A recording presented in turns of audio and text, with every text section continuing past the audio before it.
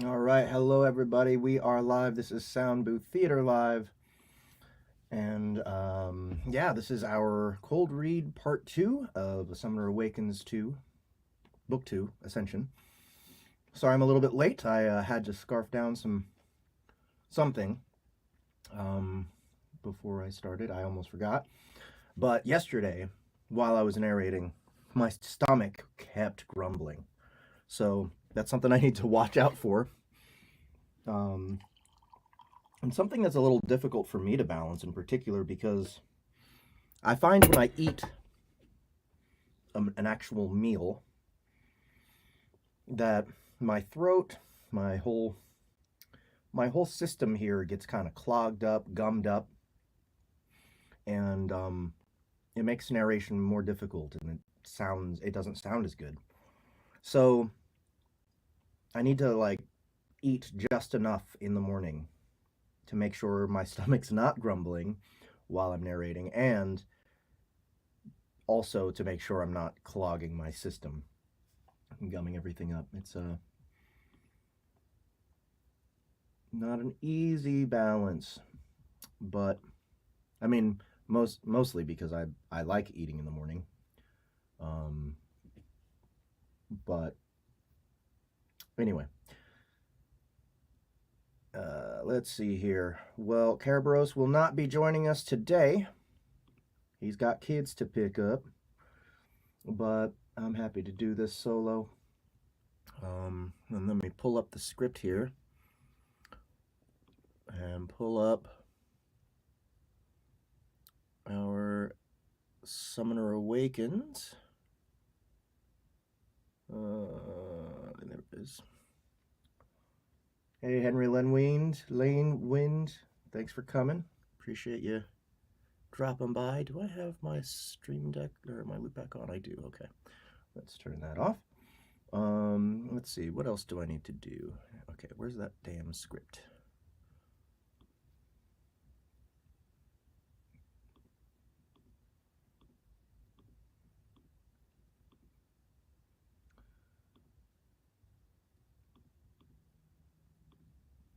All right, before we get started, I just want to remind everybody you can check the description of this video below if you want to get any links relevant to this book.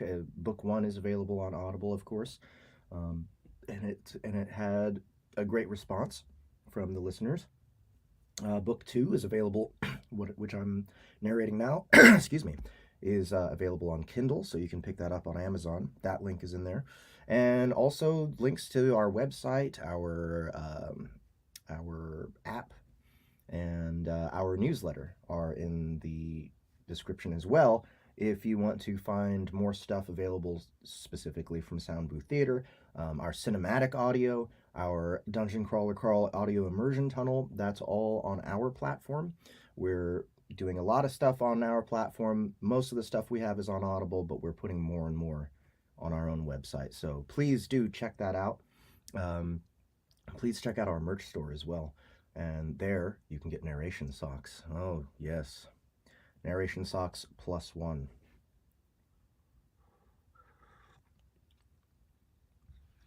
All right. Coffee's too hot. Just brewed it. Okay, so here goes. What's up, Mr. Jenner? Thanks for coming. What's up, Facebook user? You seem to be here every time, Facebook user.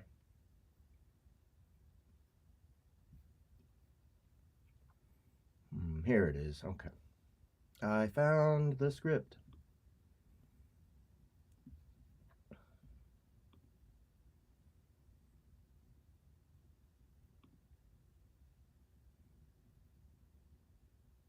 Is the audio a bit weak today? Yes, Mr. Jenner. Narration socks. If you don't know what those are, shame on you, sir. These are socks scientifically engineered to make you better at narrating.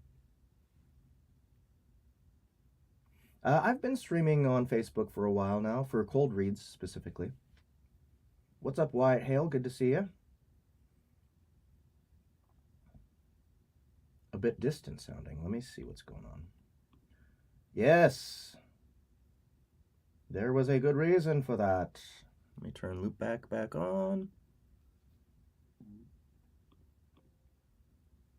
Thank you for pointing that out. How's that? Do they make author socks? No, Mr. Jenner, that would be silly. How could you possibly make socks that would make you better at writing? Ugh. Come on. Let's get real here. Perfect. Okay, good.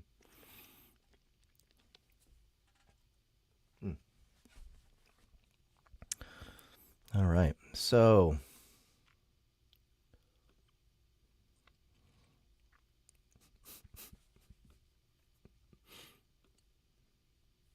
it's just absurd.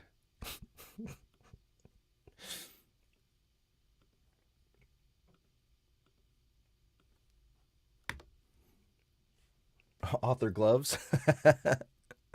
Now that is an idea.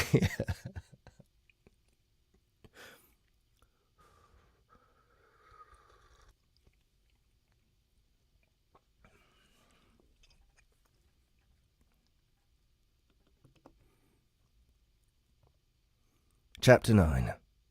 Not one. Not one.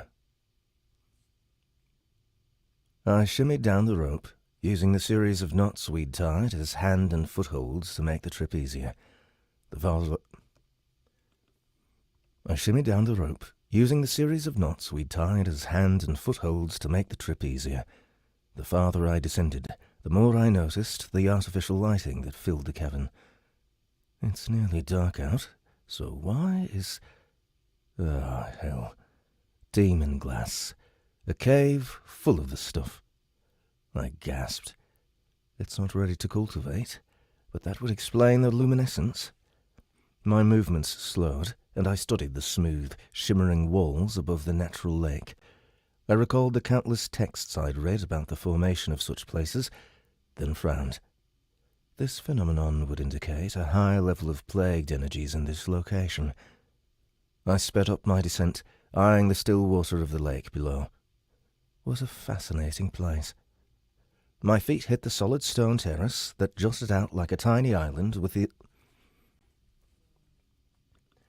My feet hit the solid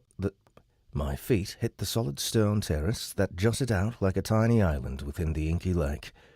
The water was dark, and I could see the telltale traces of an oily substance gleaming across its surface. A definite sign of a higher plague concentration. I pulled a long, ringed stake from my back and took a few steps back from the platform's edge before driving it into the ground. Then, with practiced ease, I looped the rope into the ring and pulled it taut before locking it into place. The others wouldn't have to dismount so close. The others wouldn't have to dismount so close to the water this way. I found a small stone on the nearby ground and scooped it up. Radiance.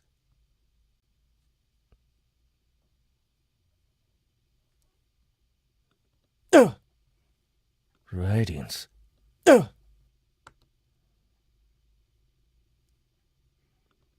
Radiance.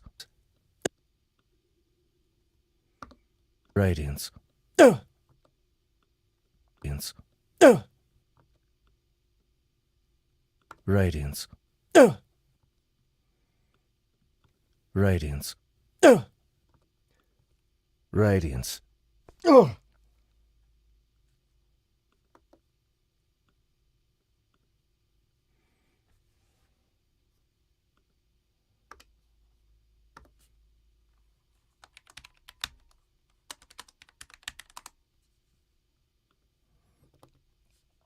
Light erupted from the stone, and I grunted from the exertion of trying to walk this.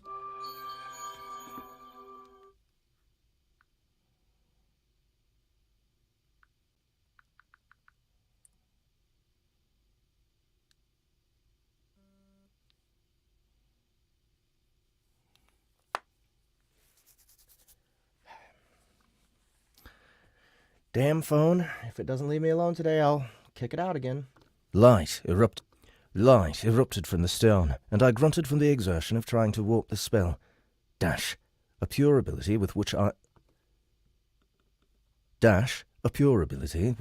was well versed, was far simpler to distort than the holy spell. Dash, a pure ability with which I was well versed, was far simpler to distort than the holy spell. Nevertheless, my efforts didn't go unrewarded. I'll have to work on this, but it'll do for now. The spell had a range of 60 meters with my current intelligence. The spell had a range of 60 meters with my current intelligence, and I'd managed to cut that back. The spell had a range of 60 meters with my current intelligence, and I'd managed to cut that by about half, even dimming the brightness by a small margin. With my spell acting as the signal, Aurora began to make her way down the rope. I watched closely, glancing between her and the anchor to ensure there weren't any mishaps. Once she'd safely descended, Nathaniel followed down with his oversized pack, leaping with the last anchor to... Once she'd safely descended, Nathaniel followed down with his oversized pack, leaping the last few meters to land lightly on the stone floor despite his burden. I once again considered the young man, evaluating the level of his foundations. Then, with a shake of my head, I glanced at Aurora, who knelt by the... Then, with a shake of my head, I glanced at Aurora, who knelt by the pile of objects we'd seen from up top.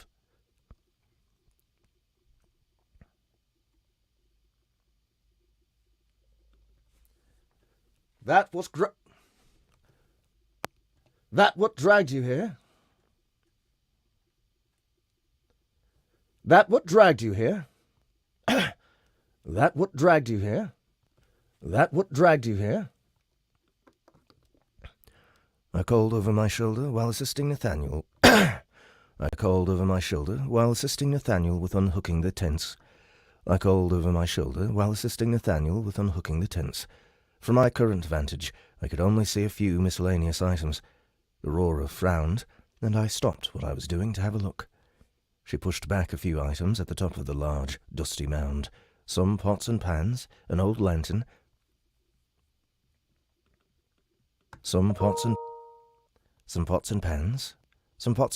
an old lantern, a rusty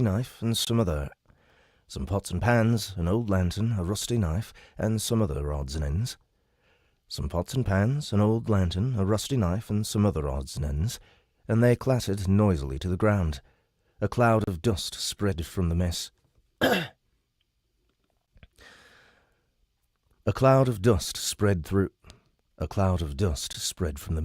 And I instantly cast cleanse on myself and the others. A cloud of dust spread from the mess, and I instantly cast cleanse on myself and the others. A fair bit of warning would have been nice. Cleanse will last just under a minute at my current level, so step back from that mess for now. I've got a case of infernal wash in my satchel that can take care of it before you go investigating. All right. Aurora backed away, and Nathaniel proceeded to set up camp near the cavern wall. The terrace was the only land within the massive cavern. There were about 15 meters between the shore and the wall, and it was only a couple dozen meters wide. It's almost as if this landing was made by a spell. I wonder if...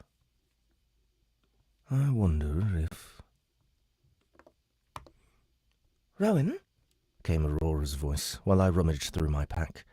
I glanced back, seeing her look of confusion, and motioned for her to continue. Don't be shy now. What's on your mind?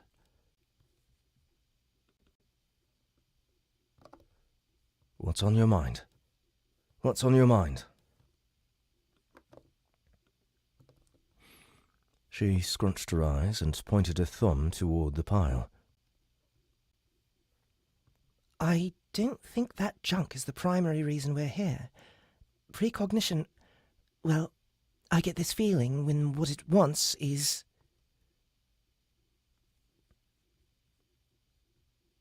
Well, I get this feeling when what it wants is accomplished. I haven't encountered that yet.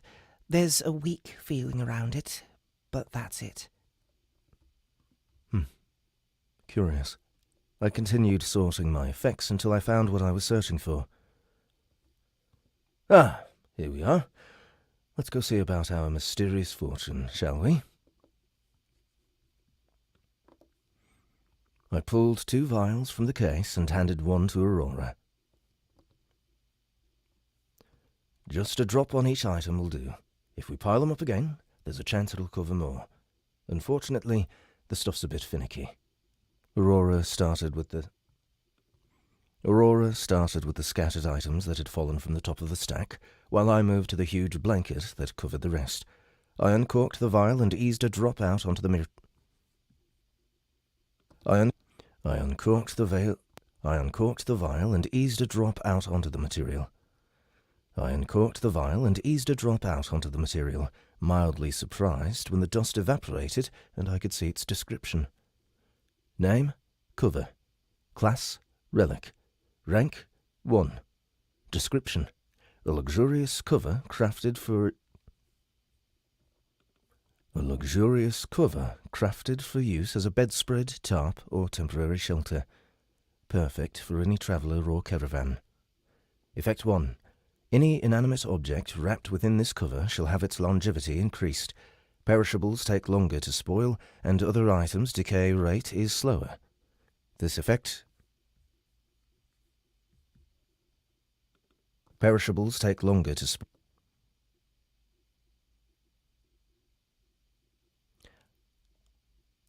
Hey, Lord S, thanks for coming.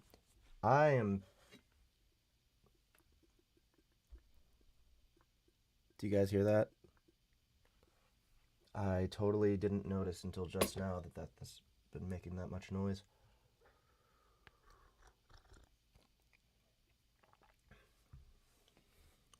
I think maybe the gate will get rid of it. What's up, Deep Shadow Bob? Thanks for coming. Have its longevity increased. Perishables take longer to spoil, and other items' decay rate is slower. This effect is nullified if any being takes shelter beneath this cover. This effect is nullified if any being takes shelter beneath this cover. Effect 2. This cover provides a comfortable area for any living being to use. This cover provides a comfortable area for any living being to use it as a sanctuary.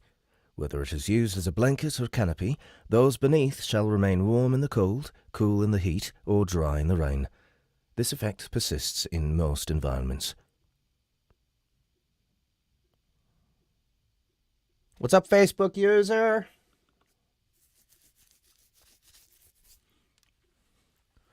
There's like 3 of you damn Facebook users here now. That's pretty good.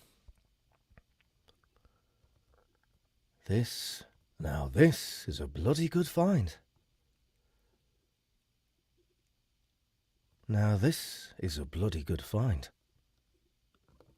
I said, loudly enough that the others could hear, but still subdued enough for my voice not to carry outside the cavern. Aurora glanced over from where she was looking over a lantern, which I also noticed was a rank 1 relic. Once I had their attention, I gave them a brief description. This will be immensely useful once we've got a proper way to haul it about. This lantern is the same. Aurora grinned. A beam of light comes out of the lens here, and it's powered by essence. But her grin faltered when she set it down and lifted one of the pots. How are we supposed to carry all of this with us?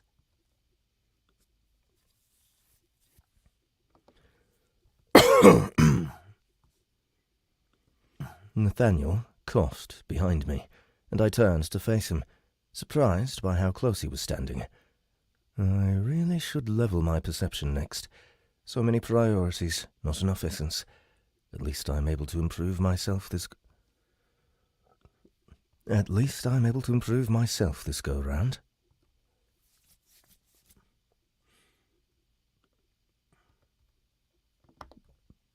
Dost get to you earlier, mate?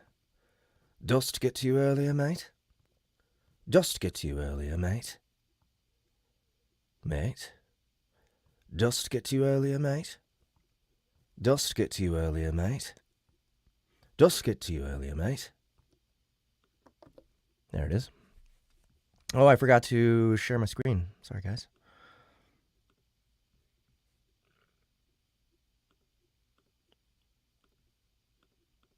There we go. And I think like this. There we go.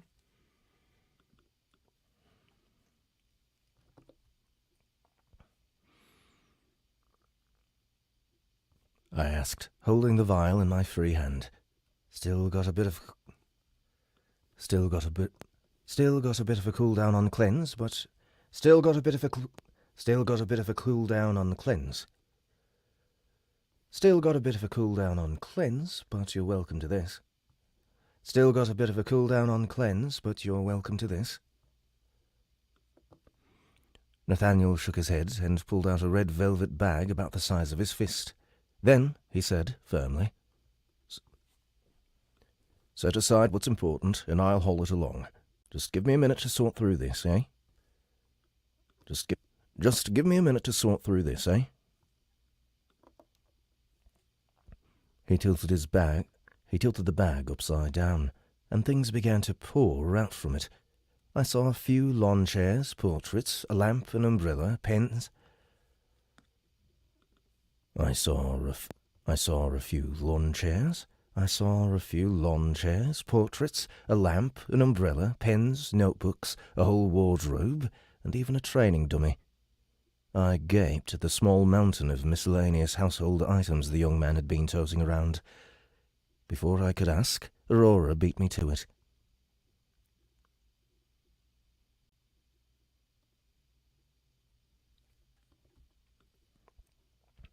Nathaniel, why have you brought all of this on our expedition? She asked. Bewildered. And you've had a void pouch this entire time?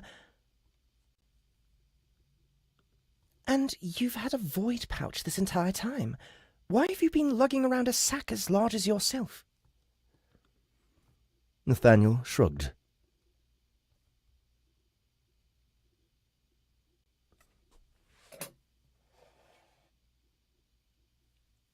Why is my French press still making noise?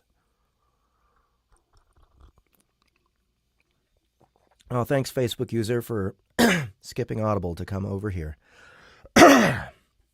Excuse me.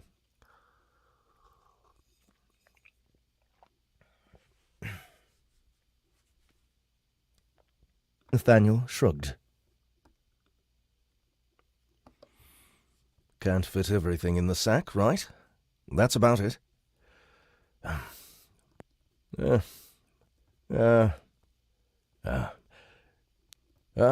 Can't fit everything in the sack, right? That's about it. Didn't have the space to unload it in my room at the manor.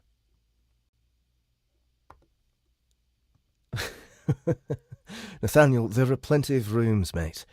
You can have as much space as you need. Are you sure you're willing to leave some of that behind? I'd be more than happy to compensate you for the loss. As you need. Are you sure you're willing to leave some of that behind? I'm gonna put this over here. It's bugging the shit out of me.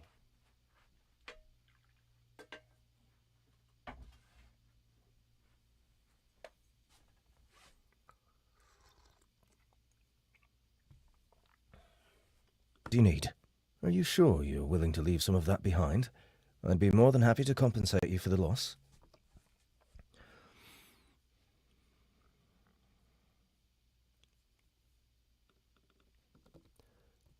He gave a single nod. I'll leave some of it. I'll leave some of it. I looked at Aurora, who appeared exasperated. by the development. I laughed again and lifted the oversized cover. Well, let's get back to it. Thanks to the cover's effects, almost no dust had accumulated on the objects beneath.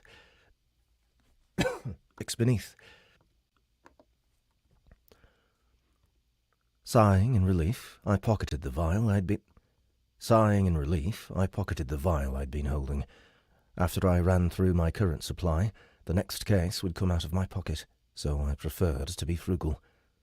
After taking a brief stock over the items, I whistled, then said,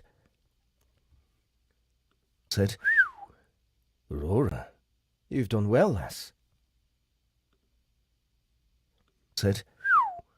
Aurora, you've done well, lass.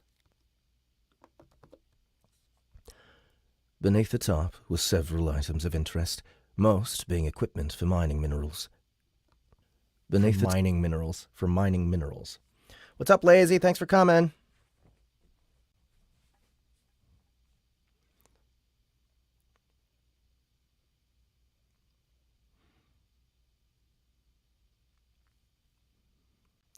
Beneath the top were several items of interest, most being equipment for mining minerals. There were ropes, similar to our own. There were ropes, similar to our own. There were ropes, similar to our own. Our own. There were ropes, similar to our own. There were ropes, similar to our own, pickaxes, another lantern, gloves, goggles, a sturdy bag, and 2 fishing rods alongside an old tackle box. Every single item was a relic, either crafted or natural. Aurora gazed over the pile, and I could almost see the essence reflecting in her eyes as she figured up the value of the lot. She looked to be finished with her own pile, so she wandered over before She looked to be finished with her own pile, so she wandered over before inspecting the items one by one. We can assume that this gear was abandoned here, right? She asked. I nodded and grabbed the fishing poles. They were collapsible models, a style I'd never been fond of using.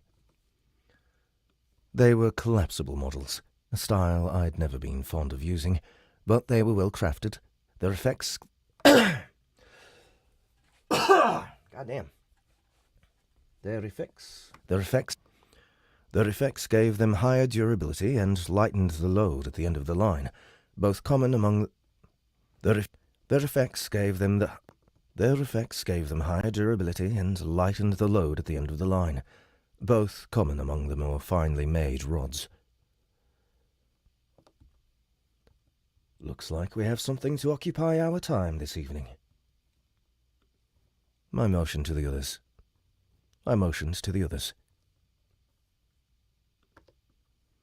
Either of you care to join me? Aurora shook her head.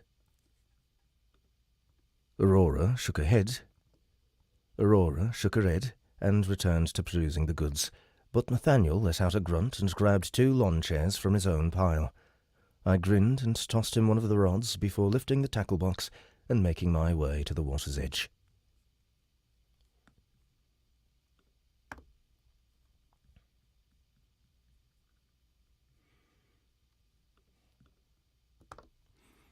His own pile.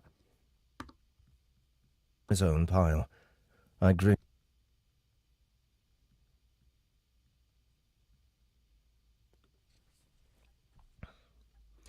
I can't believe those 2. Aurora set down the goggles she'd been examining and glared at the back of the 2 lawn chairs. There she was, sorting through the goods, struggling to find whatever it was that precognition wanted so that... There she was, sorting through the goods, struggling to find whatever it was that precognition wanted so that... There she was, sorting through the goods, struggling to find whatever it was that precognition wanted. Damn. There she was, sorting through the goods, struggling to find whatever it was that precognition wanted so the feeling would disperse, and the two of them were fishing. Well, that's the last of it. Again, none of this is it. Aurora contemplated the two piles she'd made. One of the groups was full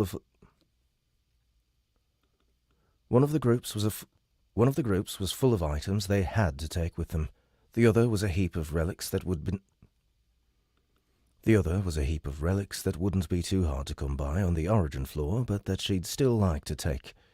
Not one of the 40 or so items had satisfied the mixture of warmth and itch that her card was causing. She sighed for what had to be the 5th time in the last hour as she picked up the gloves and settled down with one of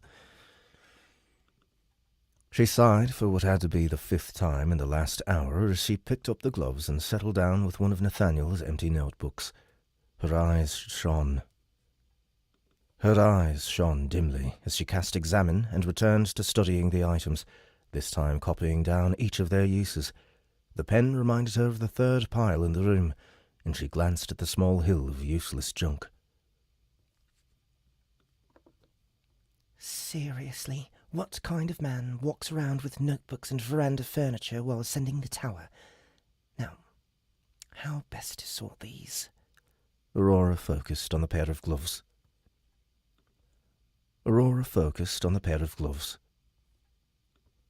Name? Mining gloves. Class? Relic. Rank? 1. Description: a pair of gloves crafted for the working man. Provides protection against blisters and the elements. Effect 1. When using an object to strike, the impact felt is reduced. Effect 2.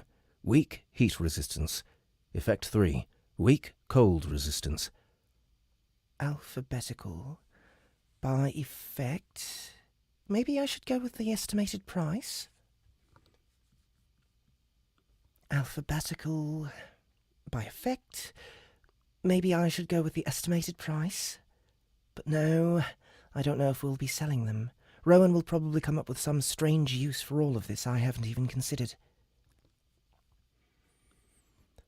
She let out a sigh, then called out. Rowan! What are we going to do with... I've got something! I've got something! I've got something!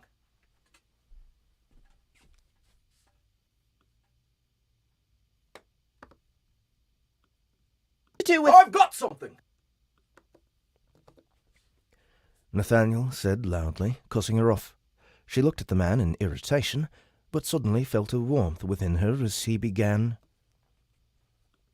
She looked at the man in irritation, but suddenly felt a warmth within her as he began yanking on the pole. The irritation caused by her precognition was nowhere to be found, so she stood, then slowly walked toward the two men. Whatever was going on now, that was why she was here. Nathaniel snatched on the pole again, and... splash! An enormous creature was thrown into the air, and before she had the time to cast Inspection, Rowan had already leapt into the air. The plagued beast was bathed briefly in white light a split second prior to Rowan's first attack landing, and the monster was sent flying in her direction. You blighter! You blighter!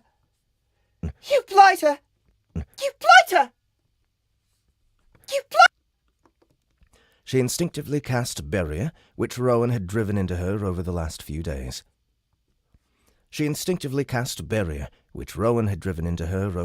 Several days. I swear if that thing doesn't kill these two, I will. Her annoyance only grew as the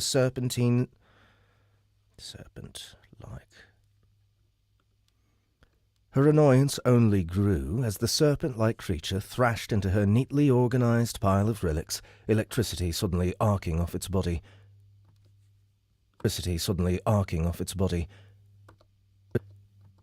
Damn it. Got a plane. Plain fucked up my recording.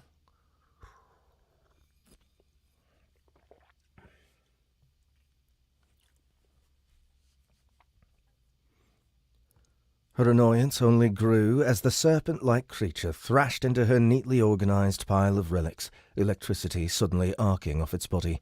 She clenched her fists and took a small step back. The boys could handle this one.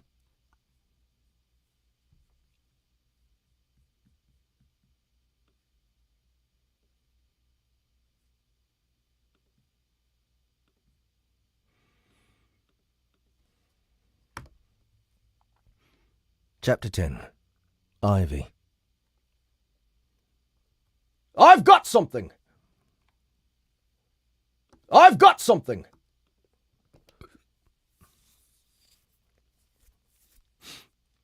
Facebook user just said nothing. What happened? Look at that. Blank. How dare you, Facebook user, come into the chat and say nothing.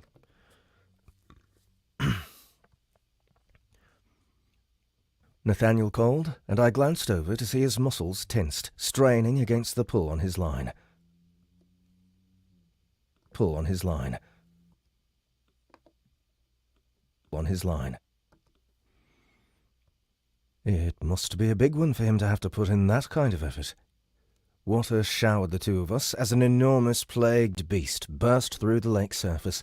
The line went taut, and a long, flashing creature was lifted into the air. Details about the beast flooded my vision the moment its body was fully revealed. Name, electrostatic eel. Class, angular. Angular. Latin.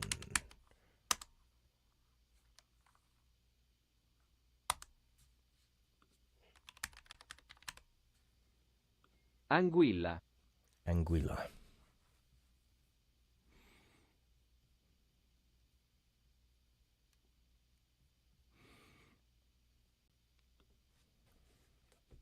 Class Anguilla. Oh, it's okay. I forgive you, Facebook user. Rank, fallen. Level, 6. Description. These rarely seen creatures enjoy dark places and seldom leave the water. They can survive on damp land for long periods of... They can survive on damp land for long periods or dry land for short. Organs within them produce an electric charge that coats and protects their slick skin. Skills? Unknown. Before I'd even read the entire prompt, I cast Tame Creature on the beast and sighed in relief when its body glowed. Had the creature been damaged from Nathaniel snatching it from the water, the skill wouldn't have... Had the creature been damaged from Nathaniel snatching it from the water, the skill wouldn't have worked. A level 6 fallen on the 3rd floor? That shouldn't be possible. Is the plagued energy in this cavern really so dense? Nathaniel released his grip on the pole, and the eel continued to fly overhead. Nathaniel released his grip on the pole, and the eel continued to fly overhead, ultimately crashing into Aurora's neatly arranged piles of plunder. She backed a short distance away from the thrashing, hazardous She backed a short distance away from the thrashing, hazardous animal and cast a barrier around herself. She does not look happy. I chuckled inwardly and took a brief moment to observe. It was thrice as long as I was tall and nearly as thick as a child was wide.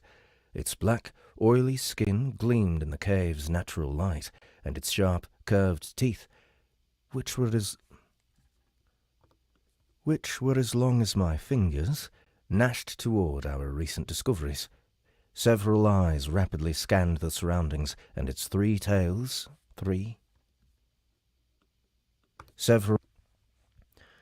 Several eyes rapidly scanned the surroundings, and its three tails worked furiously to put it in a better position. Electricity continuously flickered up and down its body as it rolled from its prone position and wrapped itself into a tight coil. This beast has no right to be here. I sorted through my memories, Thousands of details about the sea creatures on the oceanic floors, filtering out to leave only facts about this species. Its skin is soft and easy to penetrate, and its eyes are almost useless. A shock from one can be deadly, but the organs that create the electricity give a much weaker pulse in their tails. Aurora? Nathaniel? I spoke firmly but softly, not wanting to startle the beast, eyeing us as if we were its next meal. Work at it from the back. Those tails might look nasty, but they are much less dangerous than the front. So I'll keep it busy up here, and you lot take it from behind, eh? Sounds good? Aurora's face turned pale, but she nodded. I let out an inward sigh of relief. The mental training we'd done over the past few days was paying off. Beside me, Nathaniel summoned his weapon, which was enough of a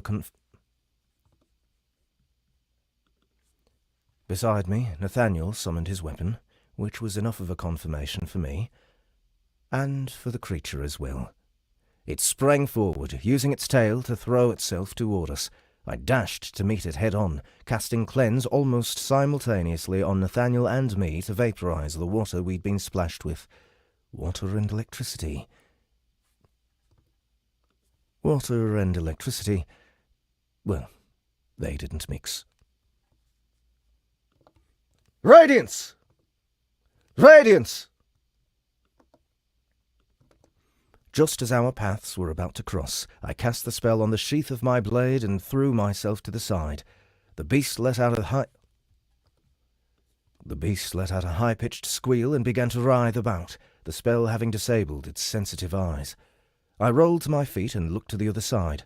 I rolled to my feet and looked to either side. Aurora had dropped her barrier and was standing a fair distance behind the eel, which had a small boulder hurtling toward it. Nathaniel had closed the distance and lashed out at one of the beast's tails with his mighty glaive. The weapon shone with a red hue as it tore through one of the tendrils, ripping it free from the creature's body. Then, with an agonized howl, the beast curled into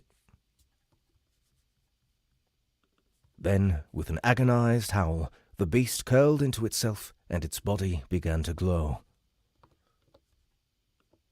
"Get back!" I called out to Nathaniel, who was just about to take another swing. He heeded my warning and leapt away, but didn't make it far before a pulse of electricity erupted from the monstrosity. I cursed as the wave of power slammed into Nathaniel, throwing him toward the ground. "Aurora, grab him!" There was no need for the instruction, as she was already rushing toward him. I ran at the eel, which looked much less dangerous now that so much of its energy had been burned. Its body was no longer ringed by electricity, and the glow that it naturally released was hardly visible. Click. "Affliction! Hex! Rend!" My blade struck an eye as I simultaneously drove my fist into its side. Both debuffs sank in, and so I yanked my sword free, slashing the blinded creature in several places and robbing its agility while tearing jagged wounds across its body. I ducked under one of its remaining tails and shredded the other with the tip of my weapon. Another shriek pierced the air a second before the beast sent a pulse of electricity toward me through its remaining tail. Another shriek pierced the air a second before the beast sent a pulse of electricity toward me through its remaining tail. It was slow, and I had already dove under it, then came up to stand beneath the eel's head. With an empowered thrust, I pierced upward, driving my sword through one of the creature's gills and out the top of its skull. Its body continued to writhe, but its head slumped lifelessly from my blade. The weak electric charges died out as I ripped my weapon free and leapt over the body to check on Nathaniel.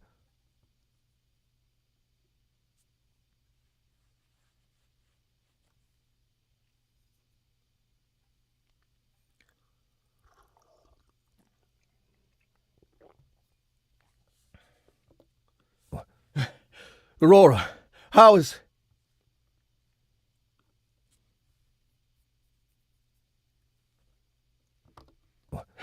Aurora! How is... My worried cry stopped the moment I caught sight of them. Nathaniel was sitting cross-legged on the ground, canteen in hand, while Aurora was fussing over the burnt skin on his bicep, which was healing rapidly. "I'm all right, I reckon." Nathaniel capped his canteen and hooked it into the satchel he... Nathaniel capped his canteen and hooked it onto the satchel he was leaning against. That bugger would have gotten me if it weren't for your warning. That bugger would have got me if it weren't for your warning. I appreciate that. Not a problem, mate. I knelt down and placed my hand on his arm. Greater heal. A surge of warmth surged from the center of my chest, flowed down my arm and out through my palm. Bright light erupted from the cracks between my fingers, and once I removed my hand, the injury was gone. "That should do," I said with a nod. I knelt down.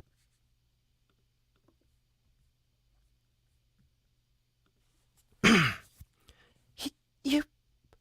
How did you... Aurora stammered, yet she couldn't voice her question before Nathaniel stood up. He looked at his arm briefly. "Well, that's bloody useful. Leaves you a bit famished, though, done it?"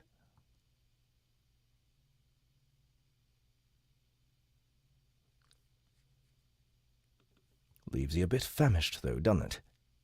What the hell's going on?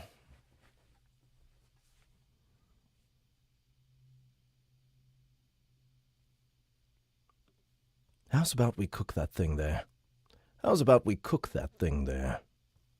Famished, though, done it? How's about we cook that thing there?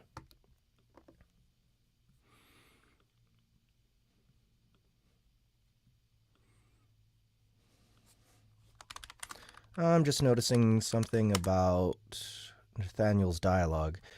I've been using like a pretty posh accent for him. And I've not been noticing so much colloquialism in his speech as I have just noticed in the past couple sentences.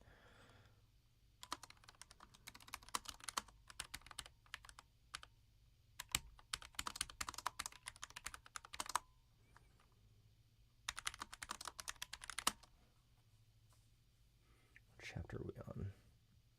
10.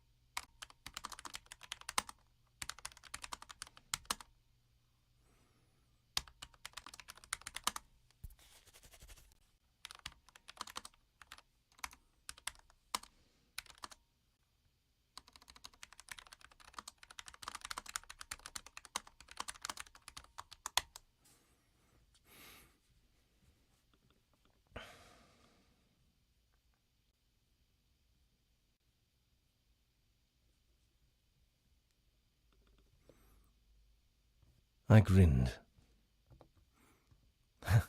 That sounds like a right good thing to do, yeah? Get a fire started if you would. Aurora, is your combined endurance and vitality at least level 5? Exactly 5, yes. She answered warily. Are we really going to eat that thing? Exactly 5, yes. She answered warily. Are we really? Yes. She answered warily. Are we really going to eat that thing? If you prefer dried rations and biscuits again, be my guest. I shrugged and headed off toward the corpse, snatching a vial of infernal wash as I went. Cleanse would still be on cooldown for another few minutes. Cleanse would still be on cooldown for another few minutes. Care to help me fish out its essence? Or would you prefer to straighten up that mess it made? Care to help me fish out its essence? Or would you prefer to straighten up that mess it made? Her face darkened momentarily, and she groaned as she looked at the scattered commodities. I'll take care of the whole. Now that I know everyone's all right, I should take a closer look at this thing. How in Tara's name did such a creature get down here? I tilted the bottle of wash onto myself and, rather liberally, applied the magical liquid to my skin, clothing, and weapon. Unfortunately, the tacky substance that covered the creature's membrane had soaked me during the fight, and cleanse was on cooldown from dissolving the water. Every time I need it. I shook my head and squatted next to the corpse, looking over it in curiosity. From the texts I recorded, these shouldn't be found anywhere before the caves that start... From the texts I recorded, these shouldn't be found anywhere before the caves that start at floor 36, although this one is much weaker than its brethren, and it looks like the mutation caused by the plague is mild. Size, eyes, and tails. I don't see anything else.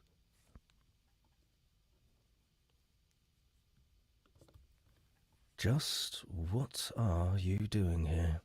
I said aloud, as I stood and twirled my cane. Did someone put you up here, perhaps? Did someone put you here, perhaps?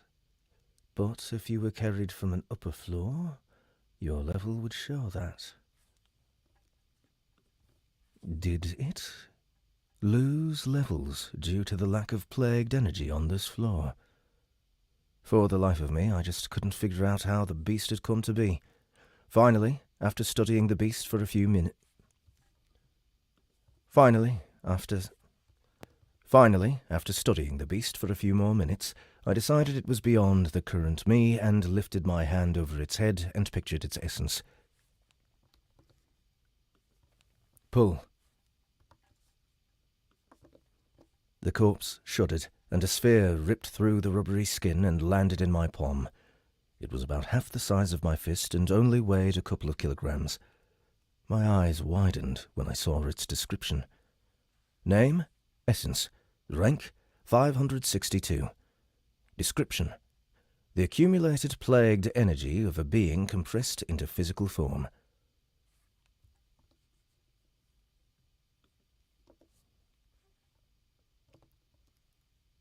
$562. I looked back at the corpse and grinned, holding my hand above it a second time. Then, closing my eyes, I pictured a blank card and the path it would need to take the closing my eyes, I pictured a blank card and the path it would need to take to reach me. Pull. There was a vulgar, squelching noise, and I felt the weight of the cold metal as it came to rest in my hand. I opened my eyes and nearly leapt in excitement when I saw the face. A tiny, purplish-blue creature with wide eyes peered up from the image. Around it were bubbles, rocks covered with algae, and strange plants filling the landscape. Around it were bubbles, rocks covered with algae, and strange plants filling the landscape. Card name: Eel. Electrostatic. Class: Summon. Rank: Pure. Level: 1. Essence: Not out of 1,000. Name: Unnamed. Description: the wielder summons an eel companion. All mental foundations must be of an equivalent level or higher than the level of the summon. Duration: 15 minutes. Cooldown: 30 minutes. Skill 1. Shock. The eel releases a charge of stored energy, ending a bolt of electricity toward its... Probably means sending. The eel releases a charge of stored energy, sending... The eel releases a charge of stored energy, sending a bolt of electricity towards its target. Fuck. The eel releases a charge of stored energy, sending a bolt of electricity toward its target. What the fuck? The eel releases a charge of stored energy, sending a bolt of electricity toward its target. Note, this summons duration is halved in... This summons duration is halved on land and doubled in water.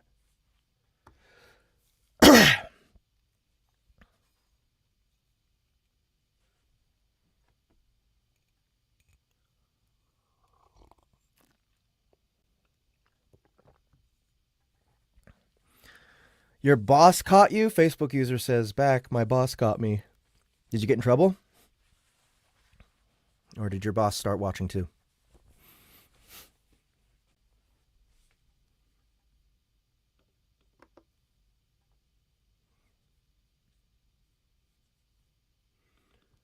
Well, how about that? I mused. What a fascinating creature. It's a shame that it's only a pure, and I can't say it's something I would use. Of course, sea summons will be helpful in the future. However...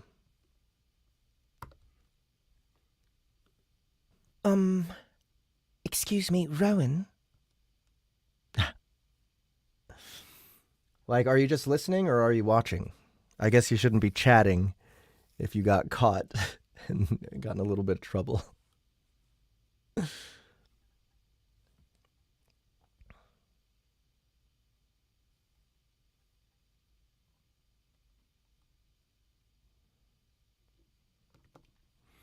I turned to find Aurora standing behind me, clutching her chest. She was sweating slightly, and her eyes were full of excitement. Excuse me. She looked at me expectantly. What did it drop? I cocked my head in curiosity. Aurora, is your precognition working at the moment? Ha. Well, better put it away. Don't get in trouble on my account.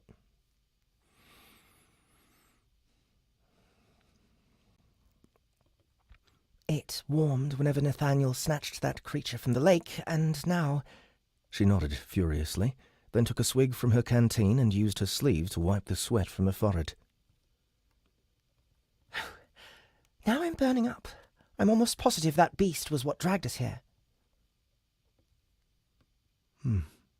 Interesting. Perhaps having her along will be more fruitful than I thought. Well, you'll be pleased to know that we, as a group, have obtained our first summon.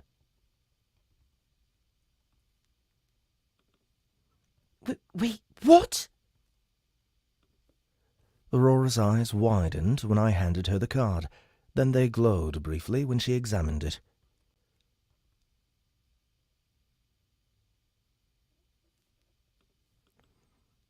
This...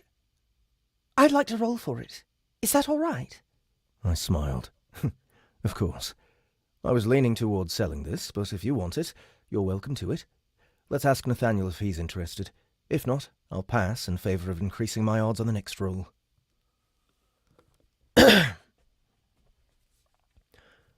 She nodded, and we both strode over to where he was slowly feeding the fire. After looking up from his work and glancing between the two of us, he gestured toward Aurora, who was bouncing in excitement. Good news?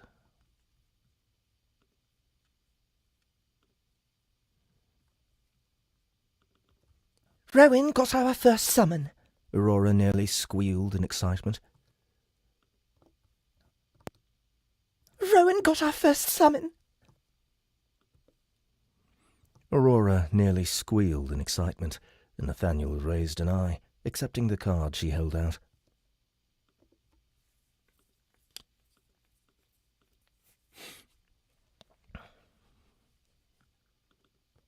His eyes glazed over briefly. His eyes glazed over briefly from whatever method he used to read descriptions, and he said, how about that? Are we planning to sell it? Absolutely not.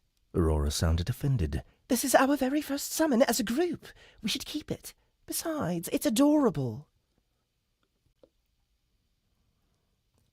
Nathaniel grunted and returned the card to her. Nathaniel grunted and returned the card to her. Nathaniel grunted and returned the card to her. I'll pass. Not fond of things that slither. Men.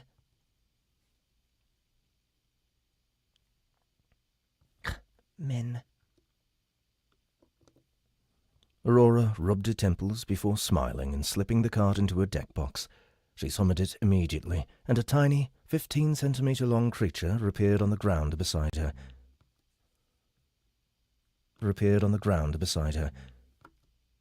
She summoned it immediately.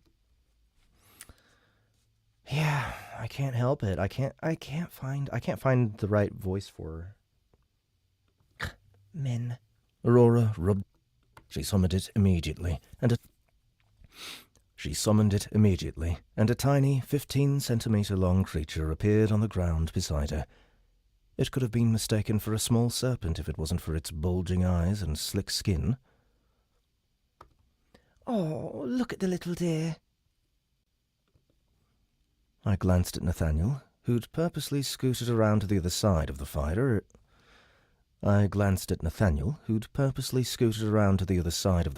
As Aurora scooped the creature up.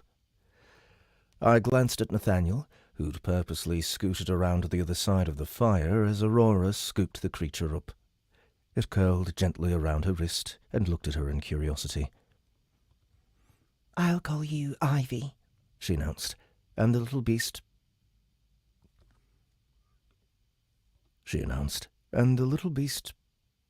barked. When it did, a small spark left its throat. All right, while you two get to know each other, I gestured to Nathaniel. Think you can make room for the corpse?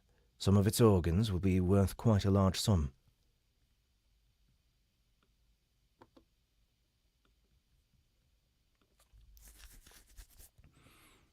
He nodded, pulled out his bag, and headed toward the corpse after casting another glance at Ivy.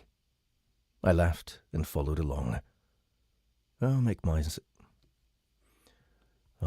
myself useful and finish tidying the mess. My mood dropped when I saw the scattered pile, which may take a while.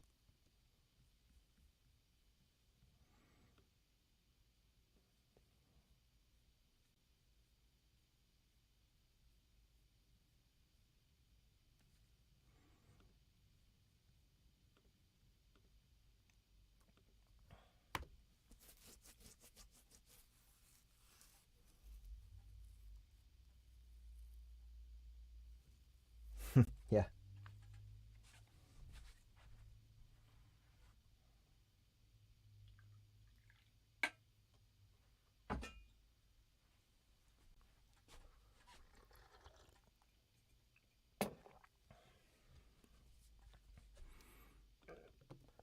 Chapter 11.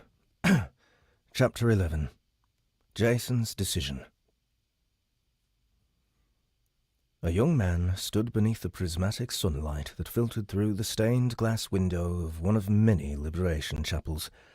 This one was a small branch at the northernmost point of the 10th floor and attached to the Liberation Exchange stationed there. The man stared at his feet, gripping a crumpled letter tightly between his shaking hands.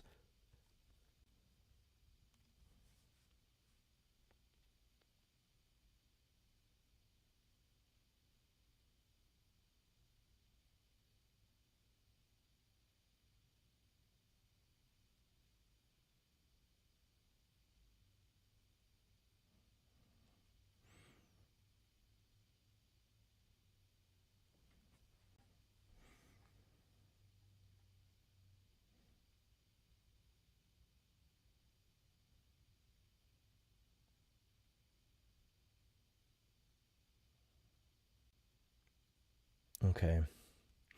So I need to look up Zachary's voice.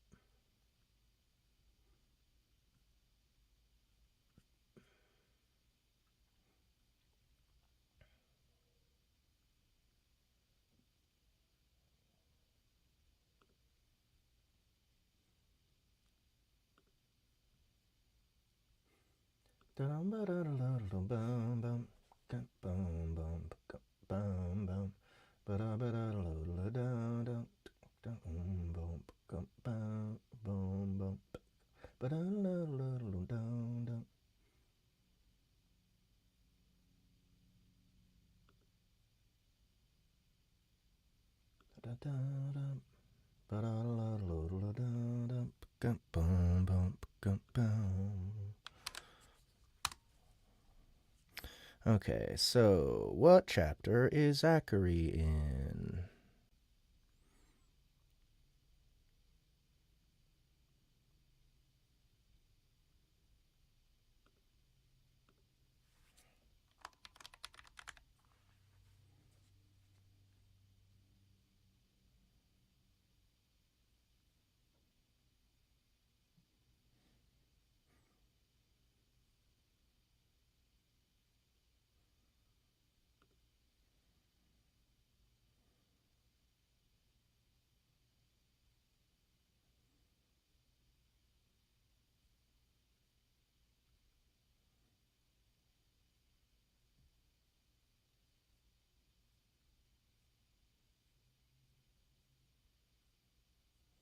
This is bizarre.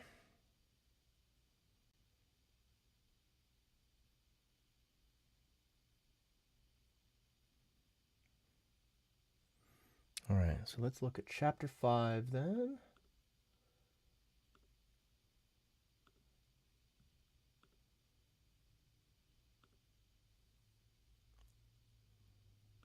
Chapter 5.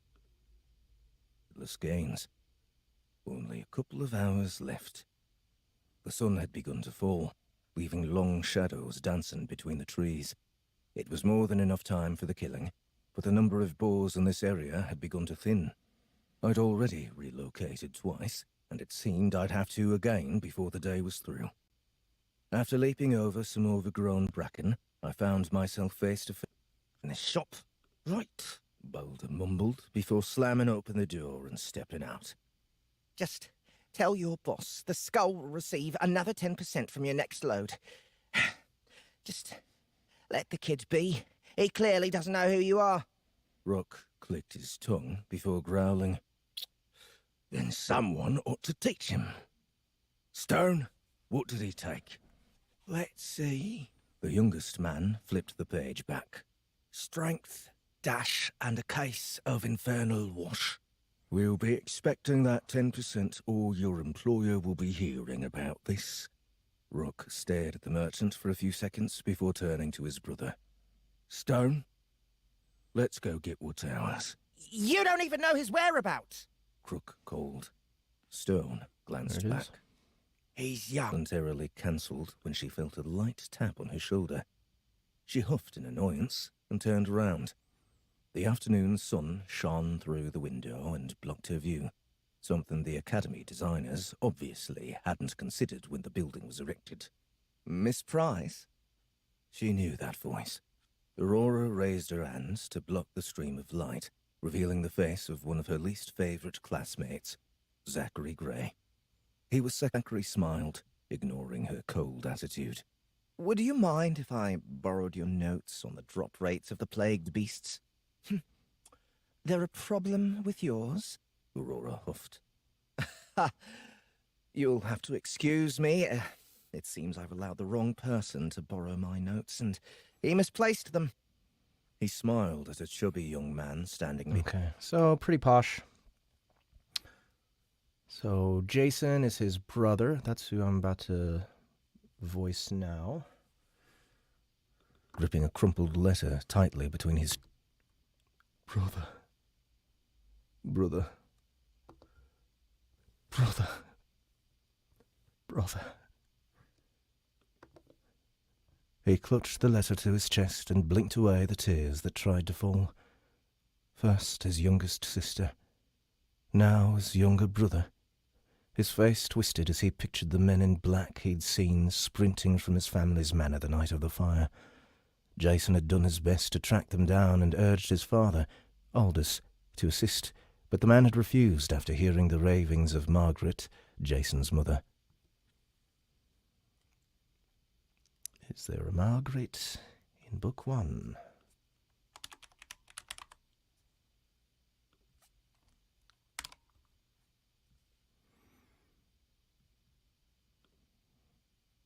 Margaret. Let's see if there's a regular Margaret first.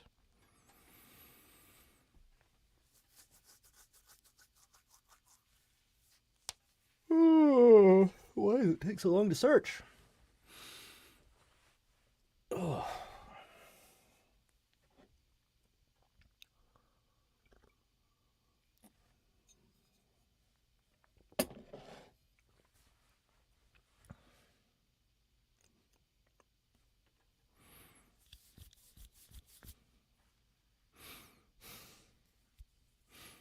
Nope. And let's try that.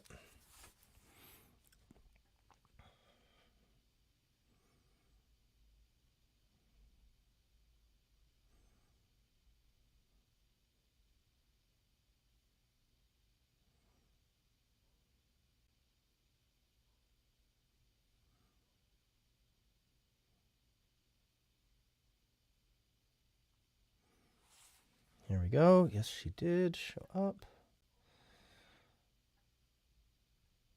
Chapter 25.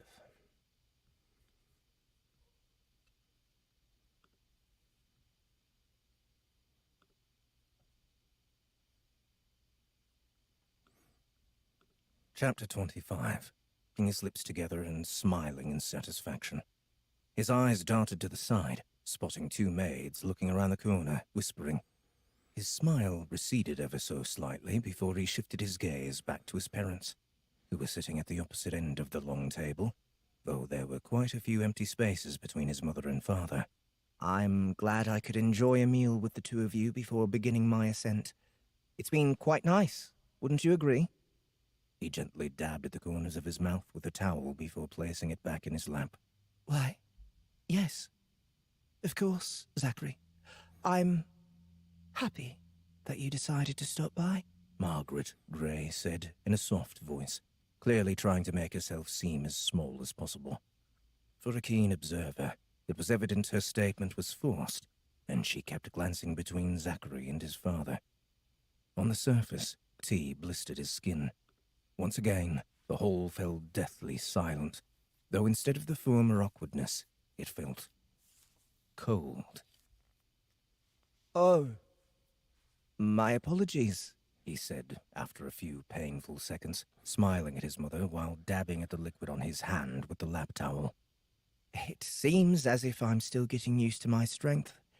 I did level it to prepare for my ascent, after all. There's no need to apologize, dear, Margaret said, getting to her feet to help him. You must be careful. Here, take my Sit! The command came suddenly as Margaret made to move towards Zachary. Actually, no, she's... Aldous Gray had finally spoken, his harsh voice cutting through the room and stopping Margaret in her tracks. She's got a She less looked at posh her feet accent. and slowly moved back to her chair. The man's face was stone cold, and he looked at Zachary in disappointment, shaking his head. As for Margaret, she only appeared partially disturbed. She looked off to the edge of the massive chambers, her eyes boring into the two maids waiting by the wall. His clothes are wet. You go. Fetch some more. Helena, see to drying and cleaning my son's sleeve. Zachary raised his hand, the smile still on his face. There's no need, Mother. He stood and carefully slid the chair under the table before calmly adjusting his dripping sleeve. Zachary... So, no, it's not that posh. I don't know if I just messed that up or what. Okay, let's see. Brother. He clutched the letter to Jason's mother. The delusions of a distressed young man, His mother had said when he'd brought up the people he'd seen. We all know it was your brother who started that fire. There's no point in trying to deny it. Only the tower knows why you're always trying to protect him. We all know it was your brother who started the fire. We all know it was your brother who started that fire. There's no point in trying to deny it. Only the tower knows. Only the tower knows why you're always trying to protect him. Jason shook his head. Another accidental fire? It can't be a coincidence, and with Zachary's origin card and enhancements, it's nearly impossible for a fire to have killed him. Not unless he was already dead. The words came out slow, barely audible above the muffled voices coming from the next room. But as he reread the letter, Jason was interrupted by the creak of one of the side entrances. Right, Henry. Thank you. Correct. He looked over the rows of pews to see Julian, who was his superior, despite them being... He looked over the rows of pews to see Julian, who was his superior, despite them both having reached the rank of priest. Jason had only recently become a second-stage priest, while Julian was in the third stage of his priesthood, and well on his way to becoming a bishop.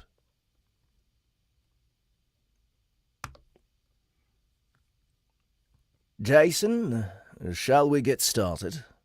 Julian walked gracefully around the pews, his white robes flowing gently in his wake. He was an irregularly tall man, and would have made a great gilder if he wasn't so lanky. We'll have our work cut out for us today. An up-and-coming guild has pushed its way to the 10th floor and seeks our blessings before they confront the fiend. Their donation was quite charitable. They... What's wrong, my friend?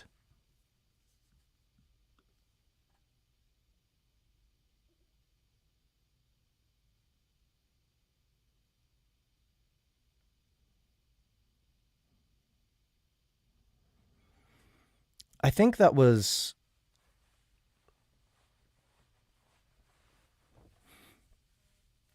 I think it was a flashback to pretty recent, though.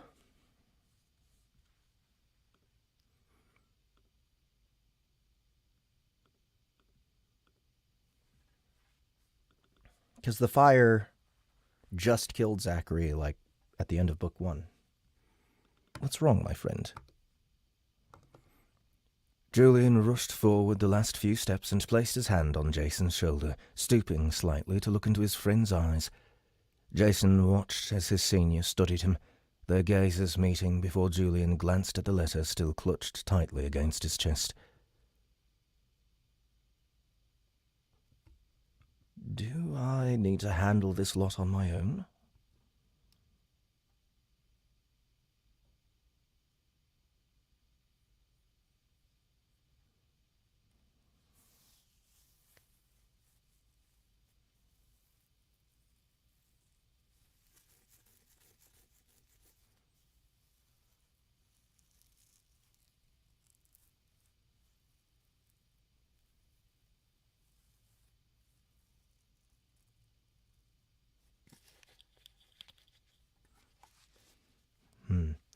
I'm not sure that's right. Handle this lot on my own?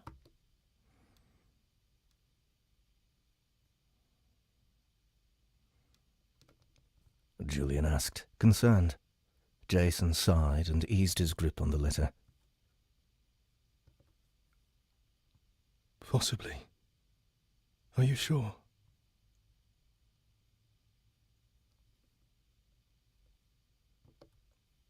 I am. Oh, I am.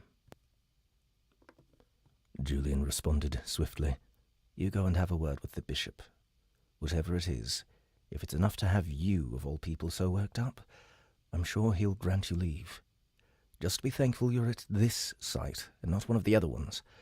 Not all of the top brass are so compassionate as our Bishop Lewis. I'll have a word with him then. Jason took a few steps from the window before glancing back. Thank you, Julian. He approached the back exit, leaving Julian to handle their shared burden for the day.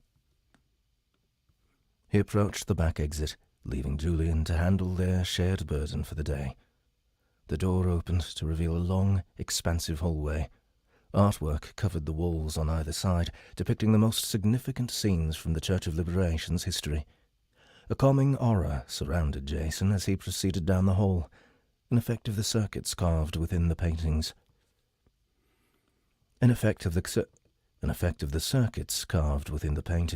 And he studied every image as he walked by. The first painting depicted a scene of the unknown founder reaching up with both hands when the first gift of the tower descended. The first card. The second image showed a group of men with metal spears surrounding the large fiend that spawned on the 10th floor.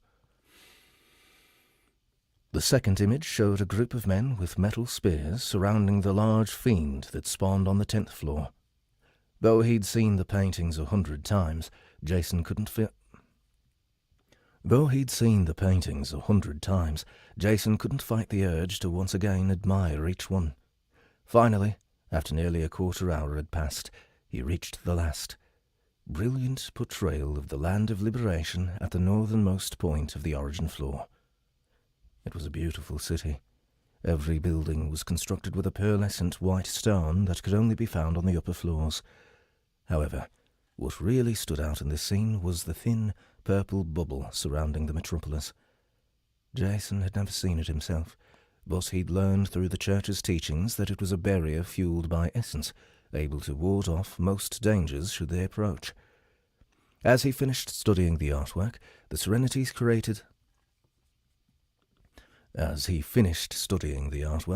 serenity created the passage faded. As he finished studying the artwork, the serenity created by the passage faded, and his heartache returned.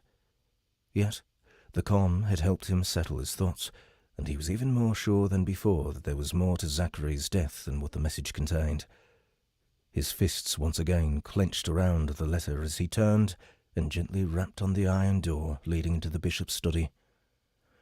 After a few seconds, a harsh, firm voice within called, You may enter!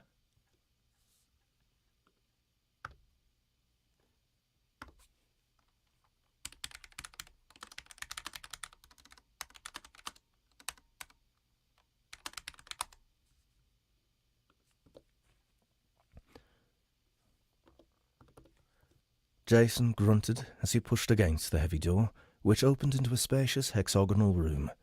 Shelves full of books lined every wall aside from the one with the door and the one opposite, which boasted an impressively large glass window that overlooked a small, dark lake outside.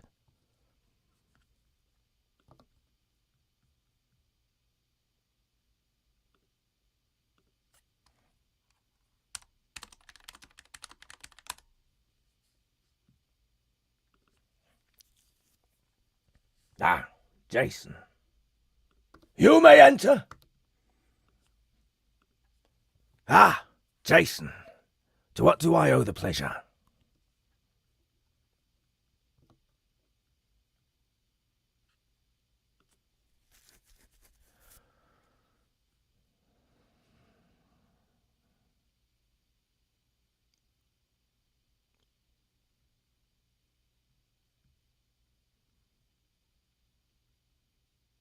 Bishop Lewis.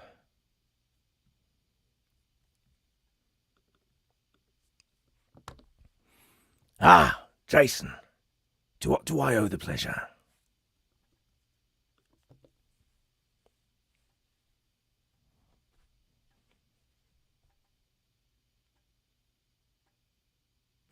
Oh, I see what you're saying, Henry. That I've already done his brother's voice.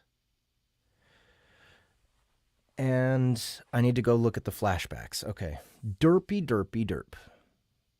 It's in book 1. Okay. Jason. Oops.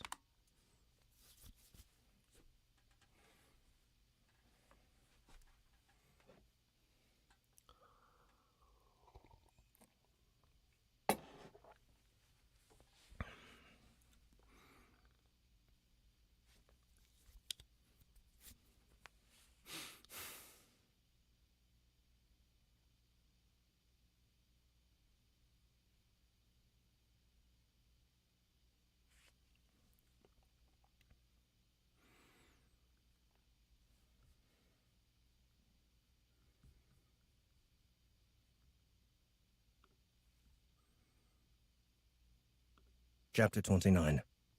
Mask. 20. 11 There's so years much to ago. learn about accents.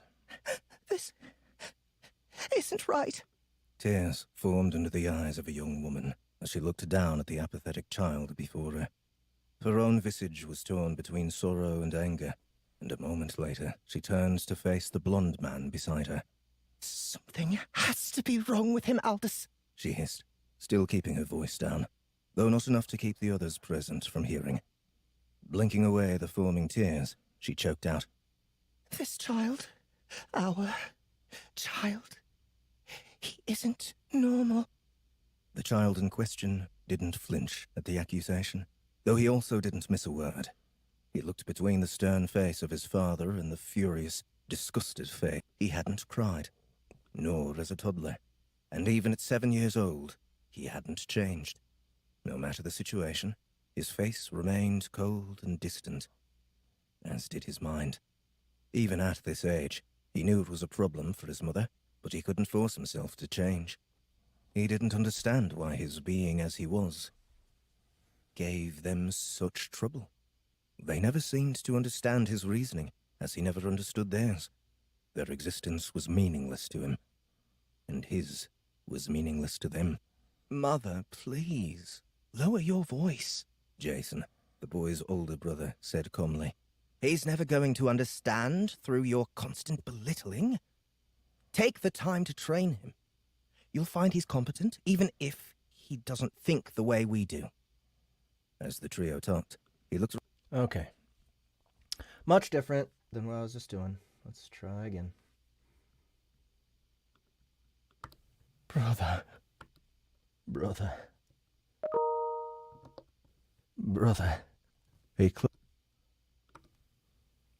Not unless he was already... Not unless he was already...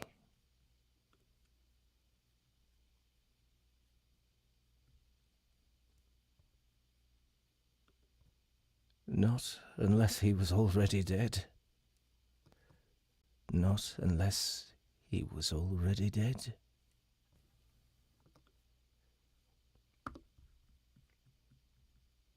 Jason. And I need to change his voice too, because he sounds more like... Jason, shall we get started?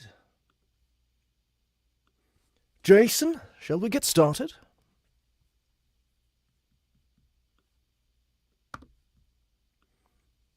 We'll have our work cut out for us today. An up-and-coming guild has pushed its way to the 10th floor and seeks our blessings before they confront the fiend. Their donation was quite charitable. They... What's wrong, my friend?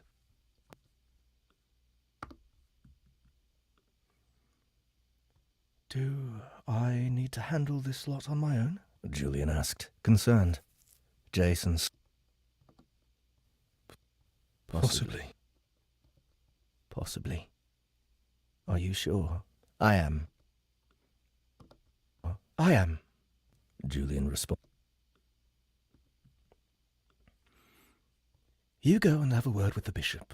Whatever it is, if it's enough to have you, of all people, so worked up, I'm sure he'll grant you leave. Just be thankful you're at this site, not one of the other ones.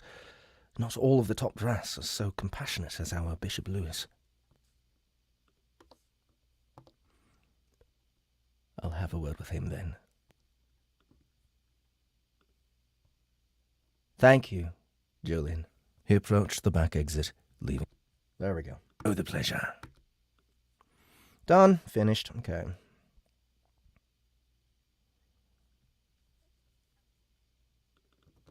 Came the voice of a bulky man who sat at a charred wooden desk situated just before the window.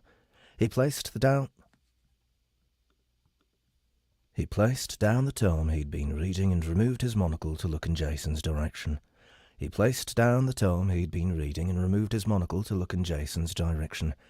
His white and gold cassock clashed against his unkempt black hair and bushy beard, both of which were unbecoming of a man of his stature. To Jason, he'd always appeared more like a grizzled veteran than a clergyman. Cassock, is that how you pronounce that?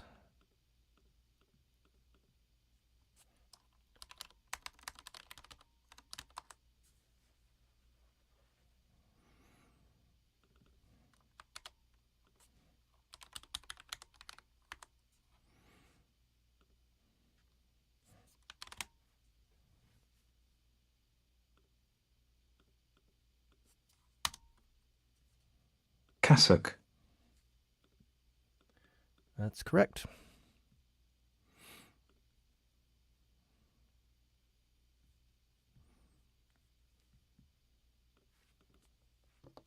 Bishop Lewis. Jason walked forward confidently, stopping only to give a slight bow once he reached the desk, then sat in one of the opposing chairs.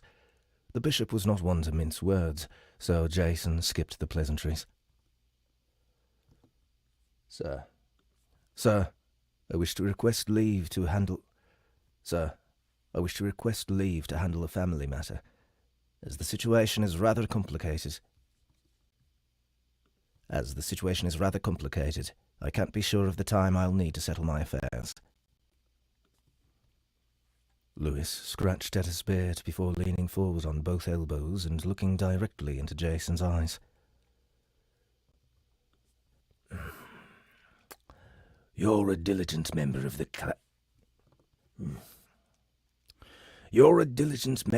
clergy, Jason. If you continue on your current path, you'll have no issues reaching your goal of Inquisitor within the next 2 years. Even a single year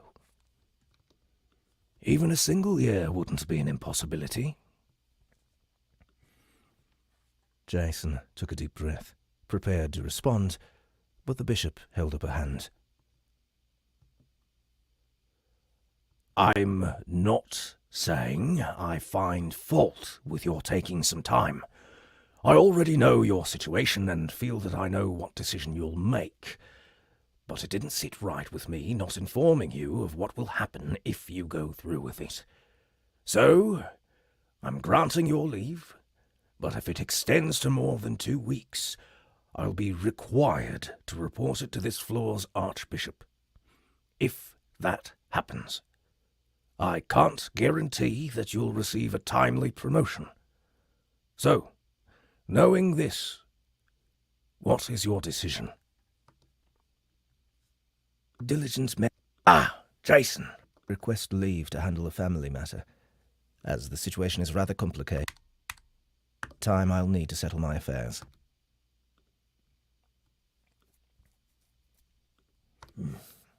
You're a diligent member of the clergy. Do I owe the pleasure? Within the next, receive a timely promotion. No. You're a diligent Inquisitor within the next 2 years. Even a single year wouldn't be an impossibility. I'm not saying. Knowing this, what is your decision? For several moments, Jason thought over the bishop's words.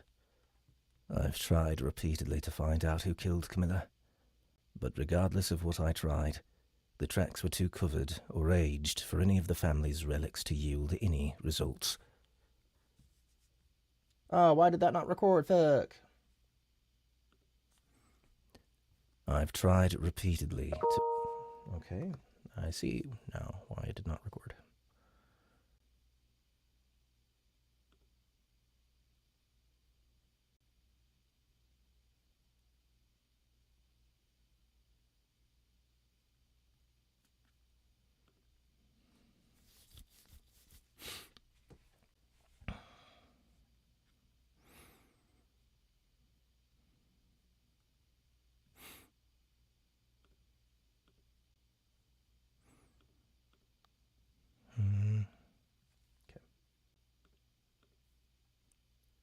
I've tried repeatedly to find out who killed Camilla, but regardless of what I tried, the tracks were too covered or aged.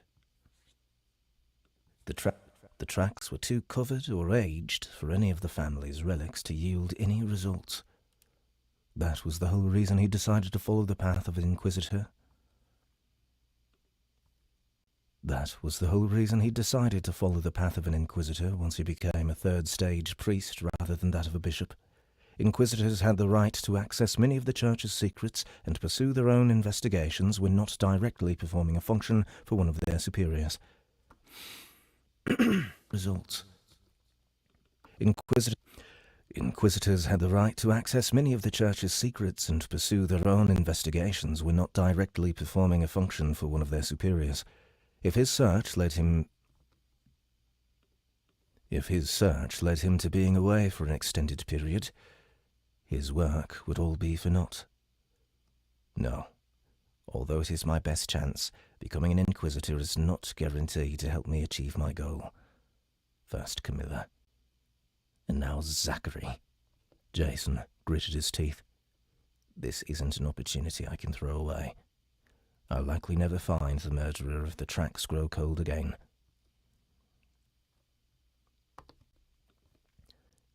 Thank you for your consideration, Bishop Lewis, but this is something I have to do, Jason said, after steeling his resolve.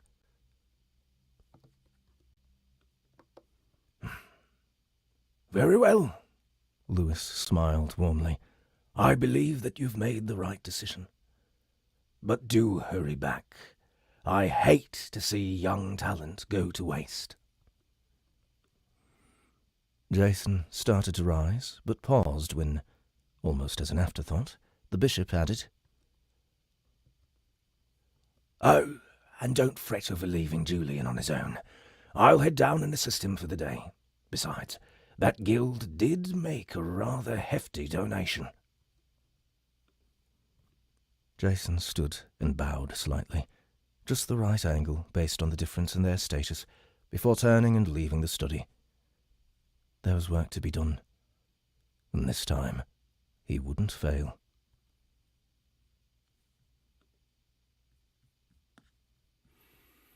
Done with a whole set.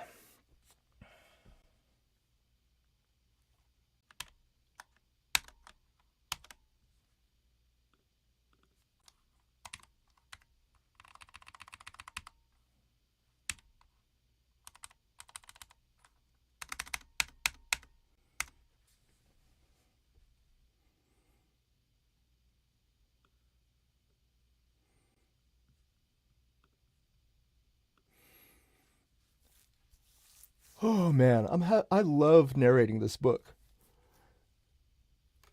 It just the language is awesome. Like the writing is awesome. I love using this accent. It's just fun.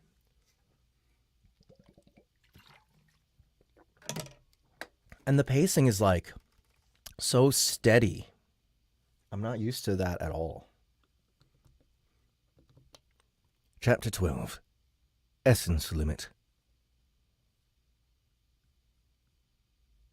I can't believe it, Aurora repeated for the fourth time since she'd summoned the small eel. You actually managed to tame a plagued beast, and we're only on the 3rd floor. Do you realize how lucky you have to be to beat it? Ah, that's right, Rowan interrupted Aurora, then fished 2 cards from his deck box.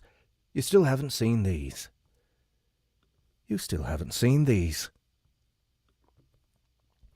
Aurora walked between Rowan and Nathaniel, and the large man stiffened slightly when his Aurora walked between Rowan and Nathaniel, and the large man stiffened slightly when her arm grazed his.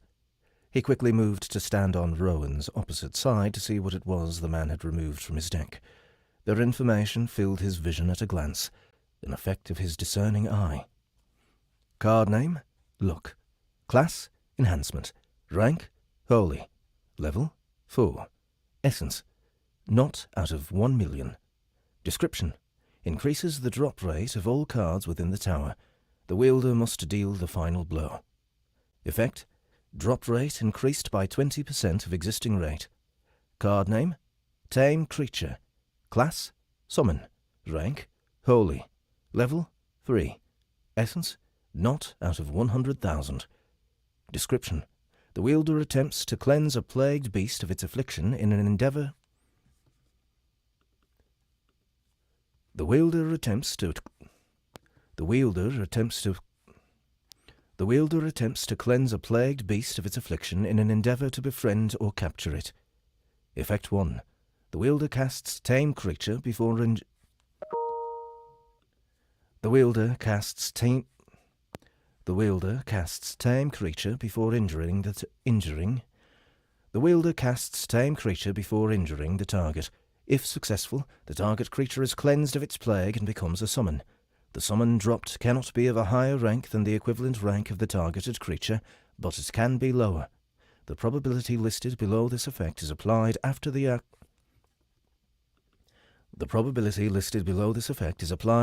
likelihood of whether or not the targeted beast will drop a card. Pure, 50%. Blessed, 14%. Holy, 1.4%. Sacred, 0.14%. Angelic, 0.0014%. Cooldown, 22 hours.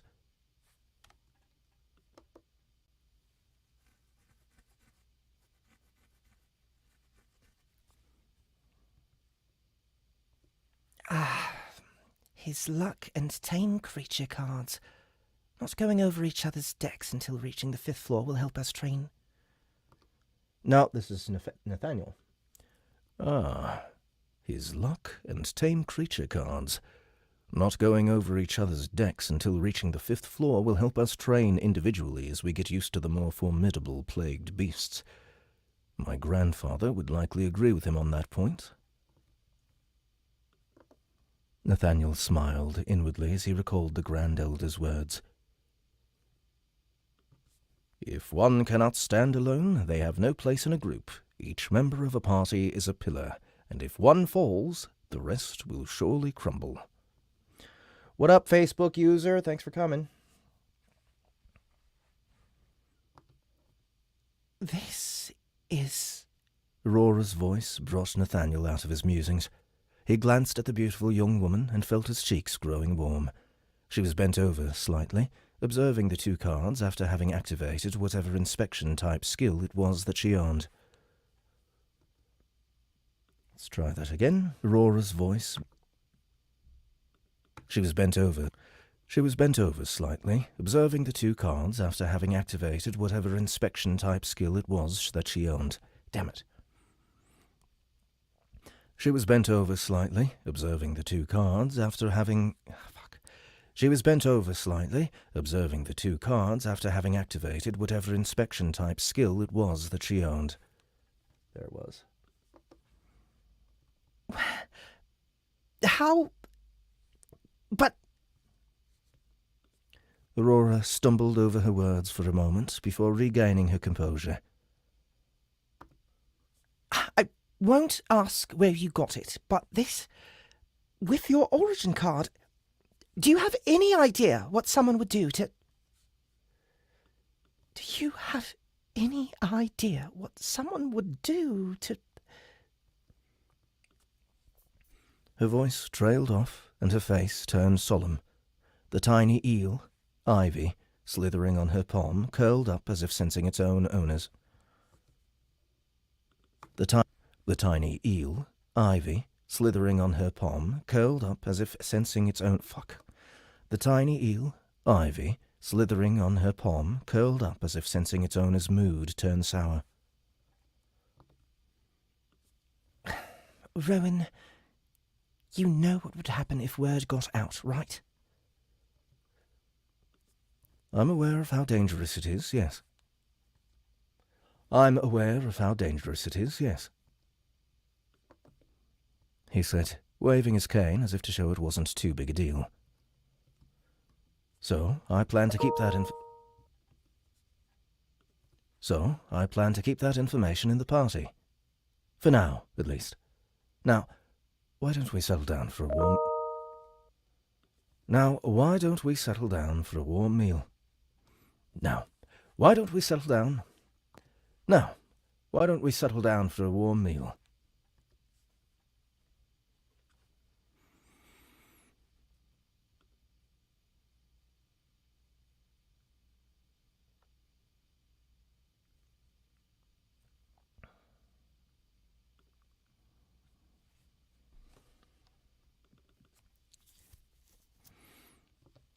You're really going to eat him? Aurora asked. Aurora asked. Aurora asked. Aurora asked. Aurora asked, a look of horror on her face as her new summon peeked curiously from around her shoulder. Nathaniel observed the creature. It was slightly longer than before, since Aurora had decided to spend the 1,000 essence it took to bring it to level 2. It had also gained a new skill, one that Nathaniel felt would be devastating once it reached a higher level.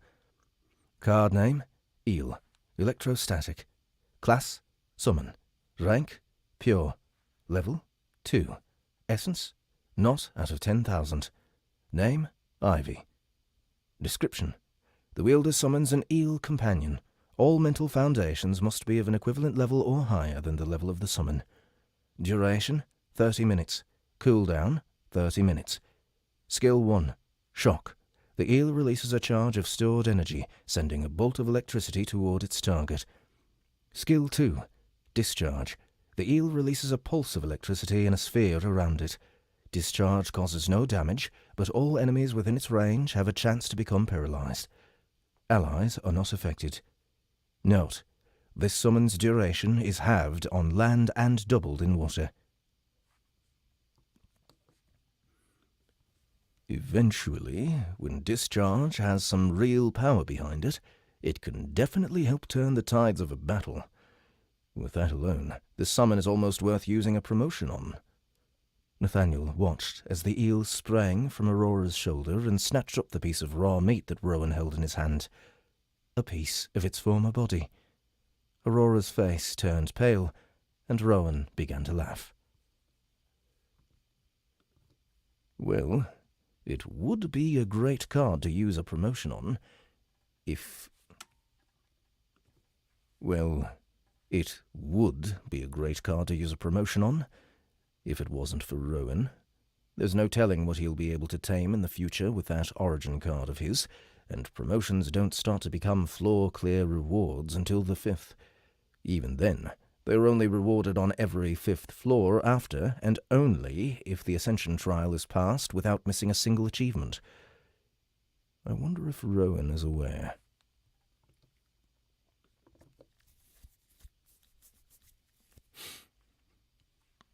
He glanced at his compatriot, his friend, the man...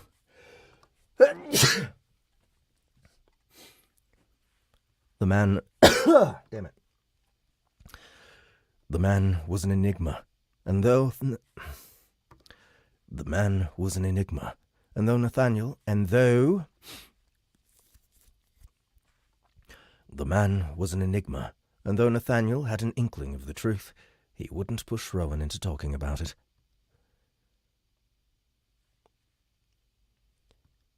If what Rowan said at Eden's tea house was true...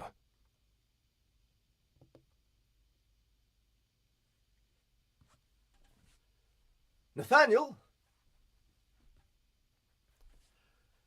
Was there a frying pan mixed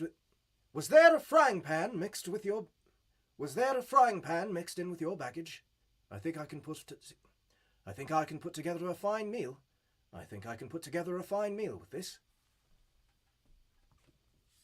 I don't think, actually, opposite side of the corpse. Never mind, it's not that big of a corpse.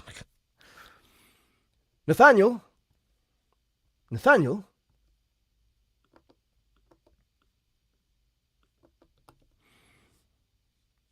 Rowan called from the opposite side of the corpse. Yes, Rowan.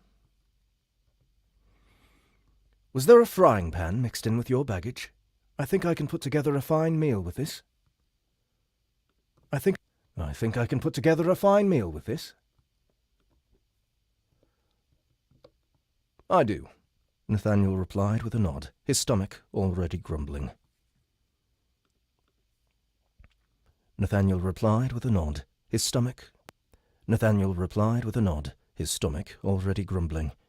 Over the last month together, he and Aurora had come to learn that Rowan's cooking was just as advanced as his swordplay. I'll fetch it out and get the fire going while you finish here.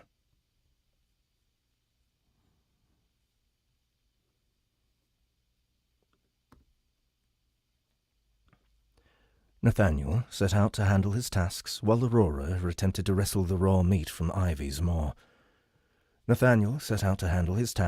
Aurora attempted to wrestle the raw meat from Ivy's maw. I observed the goings-on for a moment before getting to work myself. First, I positioned the corpse so that it lay in a straight line, flat on its stomach. Then, I unsheathed my sword and cut a clean path.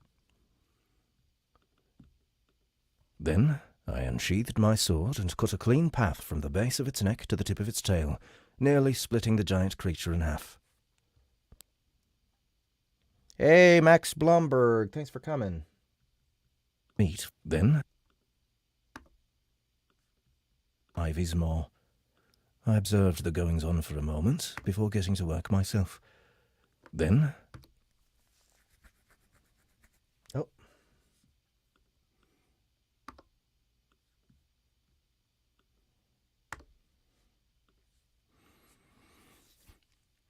First, I positioned the corpse so that... No. This next part... I grimaced before pulling out one of my throwing knives and carefully removing the eel's spine. Of course, with it being so large, the task wasn't nearly as clean or easy as preparing a crazed beast of the same type. Still, even though I wasn't fond of the filth, the work brought back pleasant memories. And I had cleanse ready to go the moment I finished. It's a shame you can't be with me, Dad.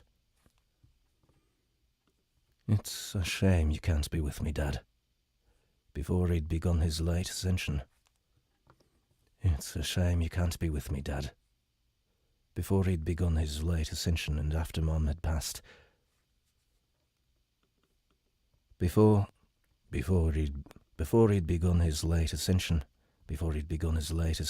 And after Mom had passed. Before he'd begun his late ascension. And after Mum had passed. We spent hours in the kitchen. He taught me a fair bit about cooking, and we'd hardly ever eaten the same dish twice. My hands moved on their own, gently pulling at the spine and making sure that nothing was left. Once it was clear, I separated the head and cut the meat into multiple strips. Once it was clear, I separated the head and cut the meat into multiple strips. In the end, there were several dozen fillets ready for seasoning. Well, it's not perfect, but it's not like I have a frying pan large enough to fit the whole thing. For the next few minutes, I seasoned each cut with a few herbs and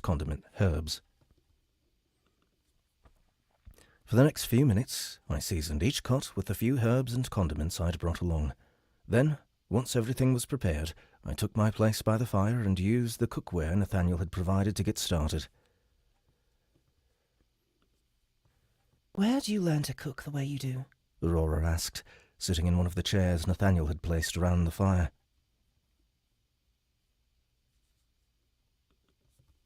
Ah, I smiled warmly. My father taught me before he passed away. It sounds like he was a good man, she replied. Then, more cautiously, she added, You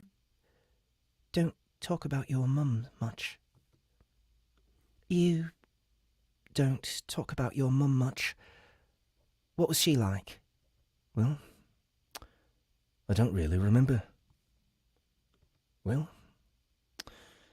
I don't really remember her, I lied. Of course, that had been true for a good portion of my life, but once I'd gained the first effect of my origin card in my previous life, my memory of her had come surging back. She was beautiful. She was a beautiful, kind woman, but she was always sickly and had passed away while I was very young. It was silent for a moment. Nathaniel had stopped what he was doing to watch me, and after a bit of awkward silence, Aurora continued. I'm sure she was a remarkable woman. I'm sorry for bringing it up. Don't be. I glanced up at Aurora, who was digging through her bag of Don't be. I glanced up at Aurora, who was digging through her bag for her pack of rations. You know, you should really consider bringing your vitality and endurance to level 3 as soon as we earn the essence. In fact, that should be the first thing we do once we get back to the shop, unless we earn enough essence between now and the time we leave. I thought you wanted me to focus on getting my will to level 4 so precognition wouldn't affect me so harshly. That is a priority, but after thinking on it for a bit, I believe your physical aspect is more important. That is a priority, but after thinking on it for a bit, I believe your physical aspect is more important. I gestured to the meat I had searing in the pan.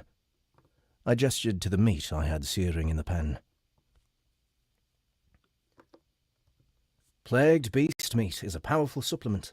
Where protein is excellent for the body, the plagued energy within the meat of beasts is good for the soul. Unfortunately, your foundations are currently too low to partake in this sumptuous meal, so you're missing out on many benefits. Nathaniel nodded in agreement. What good will it be for us to earn 10 million essence if your soul can't even handle the first million? Sure, we could purchase higher rank cards with that wealth, but you still wouldn't be able to push them over level 2 or 3. A wielder with 10 level 5 pure cards will always defeat a wielder with 10 level 3 holy cards. His eyes flicked toward me, and he added, well, almost always. That's the most Nathaniel has said in front of Aurora since she joined us. I chuckled, then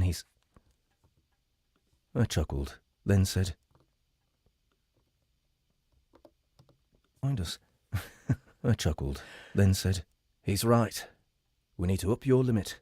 To do that, your physical foundations should be first. In fact, before we settle on doing this, we should all have our essence limits tested. If your capacity is too low, it probably would be better to level your will first. I tapped my chin thoughtfully. It's a shame she fractured her soul from pushing precognition to level 4. I'm sure it's healed by now, but had she not done that, the path forward could be much more straightforward. First. I'm sure it's healed by now, but had she not done that, the path forward would be much more straightforward. Come to think of it, I wonder what my essence limit is.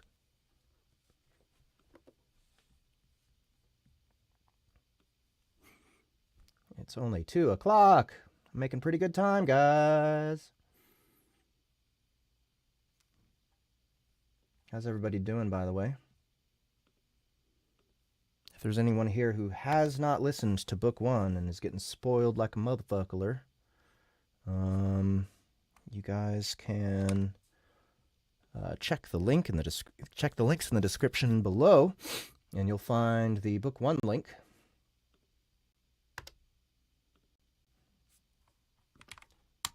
For Audible. The Audible Book 1 link.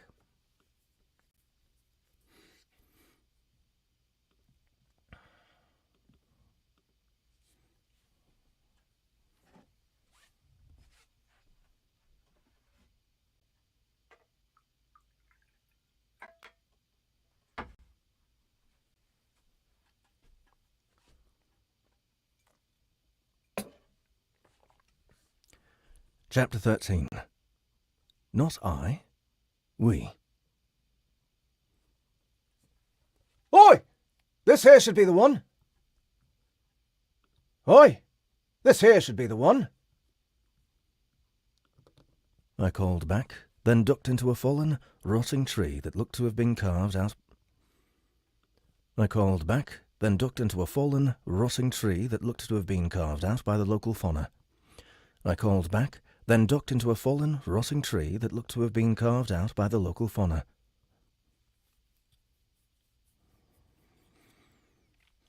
What's up, Facebook user? Yay, heading there. This sounds great. Oh, good. Heading to the Audible.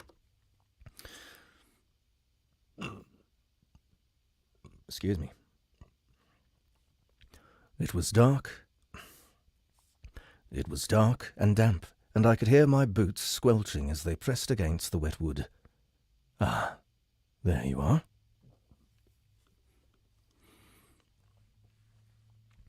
Patches of lengthy, glowing mushrooms dangled from the ceiling of the massive log, casting a dim purple light throughout the hollow. I poked my head around the entrance to check on Aurora and Nathaniel. She stood next to one of the few trees still standing in this area. Her gaze was tense as she studied the lengthy claw marks that marred its thick bark. She ran her hand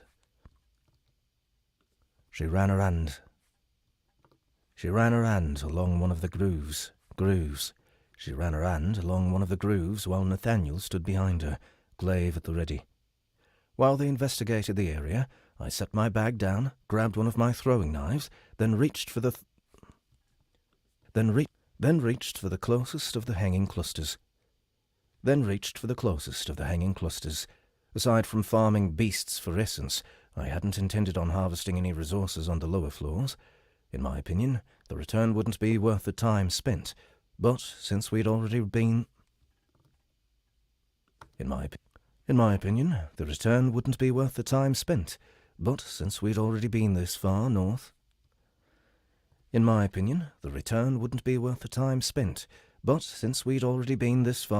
due to our impromptu stop, I figured we could make the trip.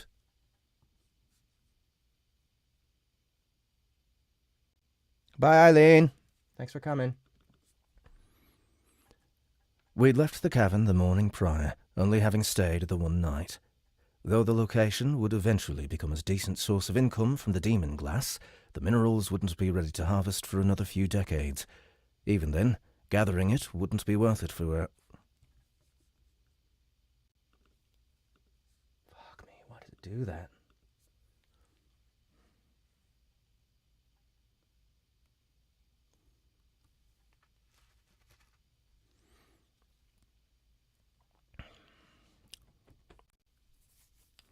Even then, gathering it wouldn't be worth it for our group, as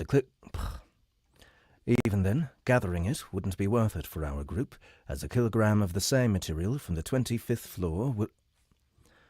Even then, gathering it wouldn't be worth it for our group, as a kilogram of the same material from the 25th floor onward would be worth just as much as the entire cave. Fuck! Even then, gathering it wouldn't be worth it for our group, as a kilogram of the same material from the 25th floor onward would be worth just as much as that entire cave.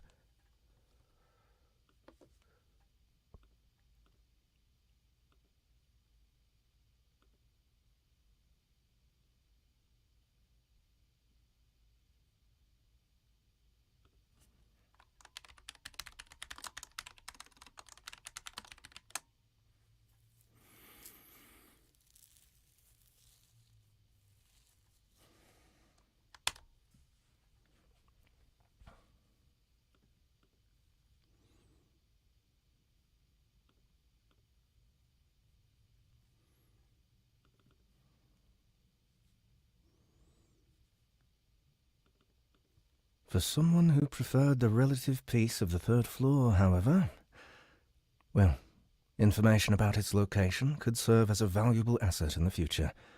Perhaps we can trade its coordinates to an interested party. With a gentle tug and a flick of my knife, the luminous mushroom dropped from the dying wood. Careful not to damage the gills, I used my blade to remove the cap. Once it was separated, I placed the stock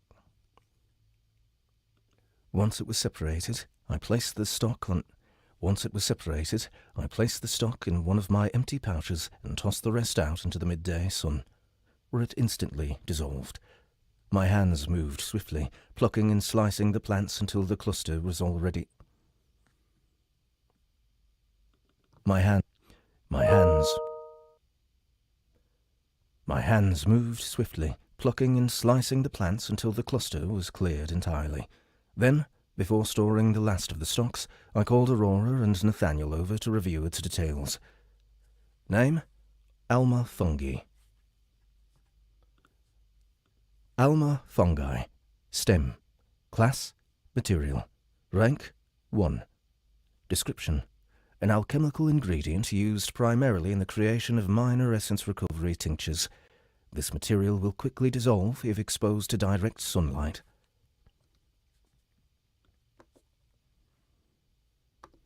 So, this is what they use to create our daily brews in the academy? Aurora said. May I? So this is what they use to create our daily brews in the academy?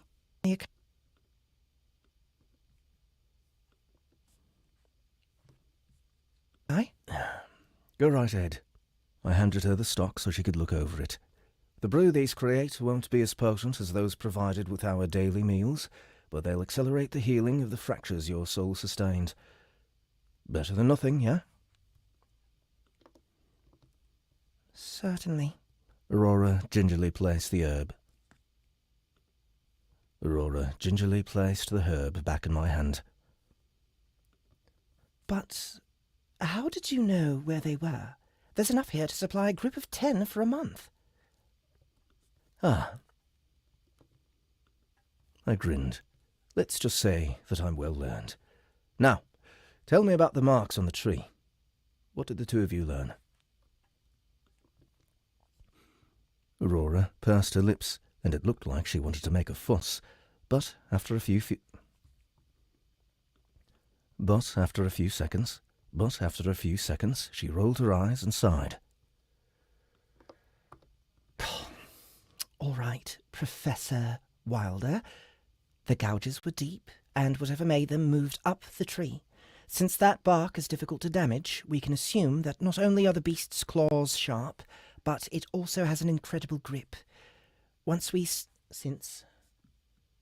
Since we still haven't advanced past the 5th floor, though, it has to be a member of the Since we still haven't advanced past the 5th floor, though, it has to be a member of the... Since we still haven't advanced past the 5th floor, though, it has to be a member of the primate class. Class, but I'll leave it. I'll let it go.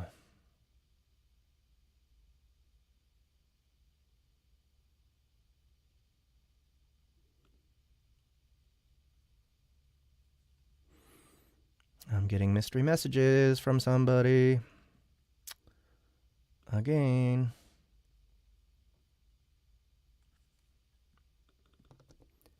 When she was done, she gave me a smug look, and I nodded.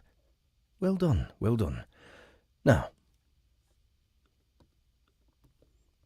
I glanced to Nathaniel, who stood a few paces behind her, constantly casting his gaze out of the small passage. Nathaniel, do you have anything to add?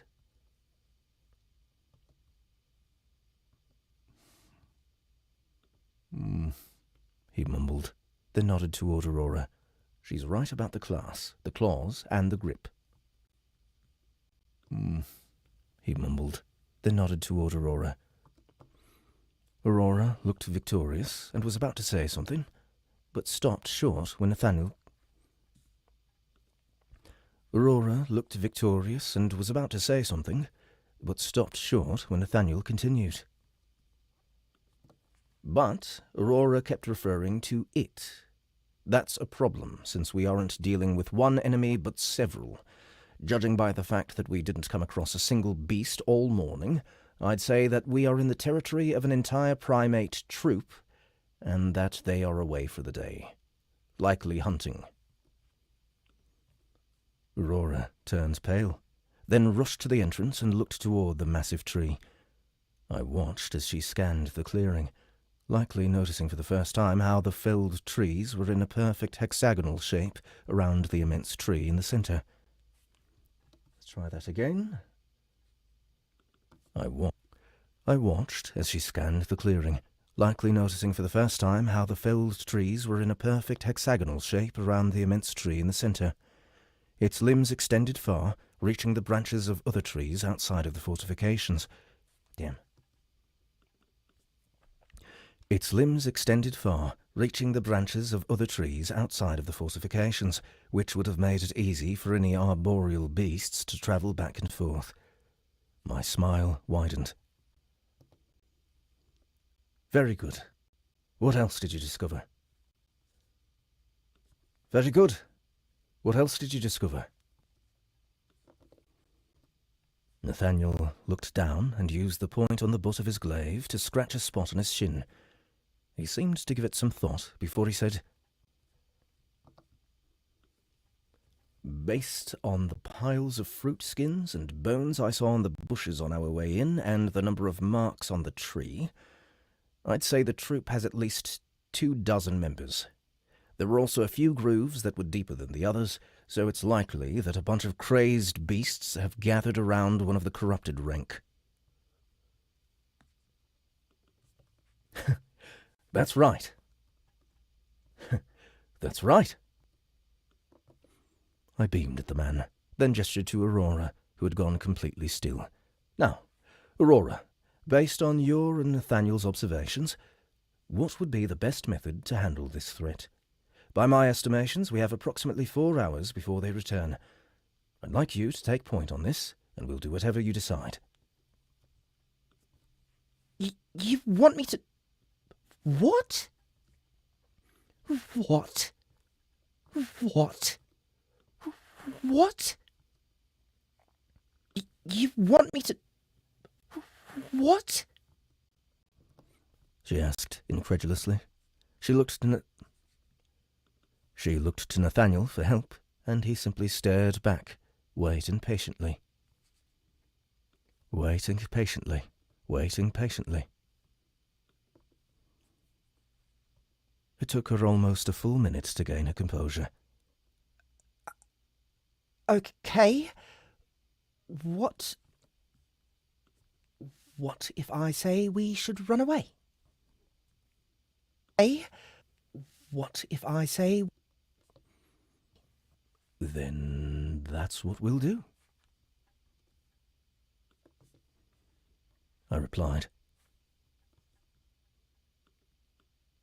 Will do, I replied. Will do, I replied.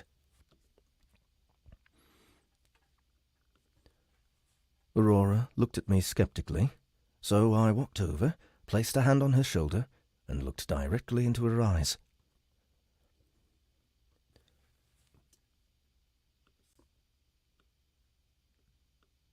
Replied. Aurora looked. If that's what you wish to do, then that is what we will do, Aurora. If we didn't believe in your judgment, we wouldn't have invited you into our party. You were the #1 student at the academy and have all the knowledge you need to be an incredible wielder. You just lack the experience.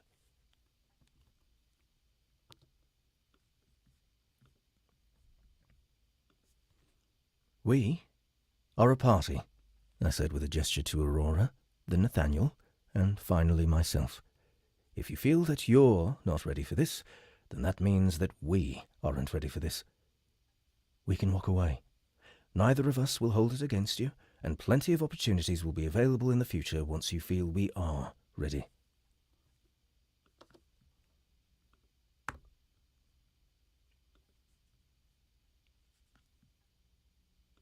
Aurora stared at Rowan for a long time, completely shocked by what he'd said. Usually, the man would joke and try to get a rise out of her, especially in the heat of battle.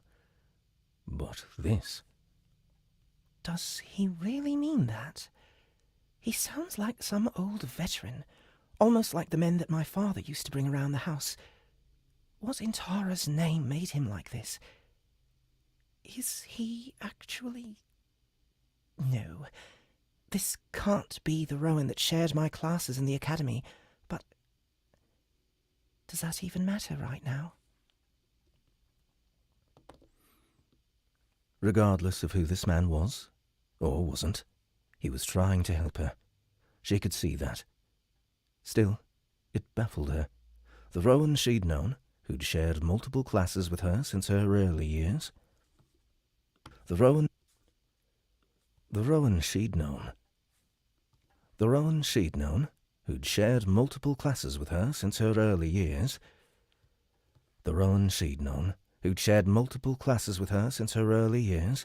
He was quiet and reserved, and he'd never worked very hard. But...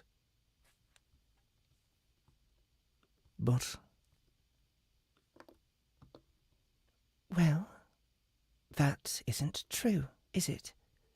Not including the few days on the origin floor when he and Nathaniel had saved her from Zachary, they'd been travelling together for over a month, so they'd had plenty of conversations. Rowan rarely said much while they were on the move, but at night, when the stars shone above them, he spoke openly. The man refused to reveal his secrets, constantly dodging or redirecting any questions about his knowledge each time Aurora tried to catch him unawares. Still, he would talk about almost anything else.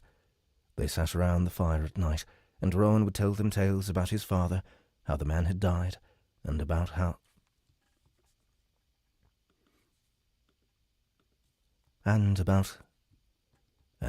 some of the things they would do together. Every few minutes he would cast Cleanse, which Aurora didn't think she would ever get used to. Yet she had. One night, after she'd finished describing her time in the academy and how she'd almost always stayed in the library in her dorm,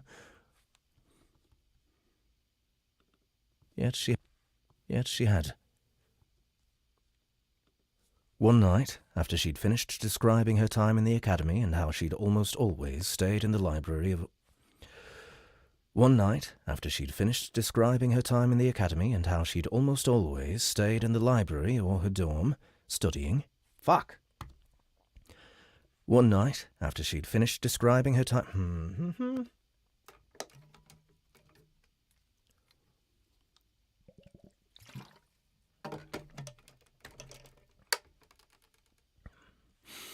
One night, after she'd finished describing her time in the academy and how she'd almost always stayed in the library or her dorm studying, Rowan had told them about his experience. Her heart clenched as she listened to him, and she couldn't help but hate herself. Her heart clenched as she listened to him, and she couldn't help but hate herself for all of her initial negative thoughts. Rowan had spent the better part of his time in the academy hunting boars in the woods. Every day after classes ended, he'd headed out of the Every day after classes ended, he'd headed out to the forest and farmed the beasts for essence, putting aside everything just so that he wouldn't lose the estate his father had left him. Putting aside everything just so that he wouldn't lose the estate his father had left him. Every day after classes ended, he'd headed out to the forest and farmed the beasts for essence, putting aside everything just so that he wouldn't lose the estate his father had left him. Unfortunately, the limitations imposed by his age had made it very hard on him. Since he had no one to act as a guardian, he couldn't temporarily rent out the manor or the shop to make ends meet, and it had taken all of his spare time to make the essence he needed for the payments.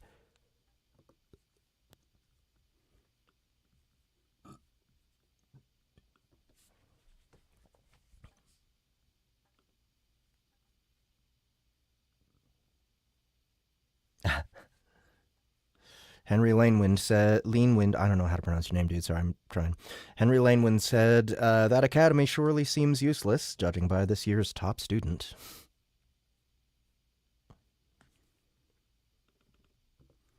No, my assumptions were never true. Rowan has always worked harder than me. Probably harder than everyone attending the academy. And even after all of that, he still managed to place 4th overall. That's nothing short of incredible. Aurora clenched her fists, then observed her surroundings again, this time taking into account the information the others had provided. Every one of the fallen logs was hollowed out, likely by the very primates that had somehow... Every one of the fallen logs was hollowed out, likely by the very primates that had somehow managed to place them. According to what little Rowan had told them on the way, each of them had a fair number of fungi clusters. According to what little Rowan had told them on the way, each of them had a fair number of fungi clusters. She thought of her parents and how they'd given up so much for her.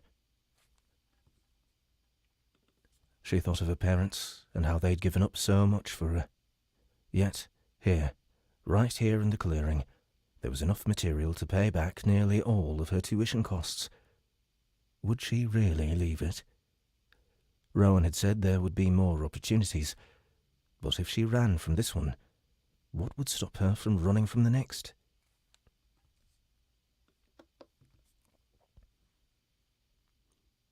You can't keep running, Aurora. You can't keep running, Aurora. Not if you're going to find your dad. Not if you want to make your parents proud. But I can't. She turned to find Nathaniel and Rowan watching her, patiently waiting for her decision. No, not I. We. And we can do this. All right. Aurora nodded slowly, then motioned for the two to come closer. Here's what we do.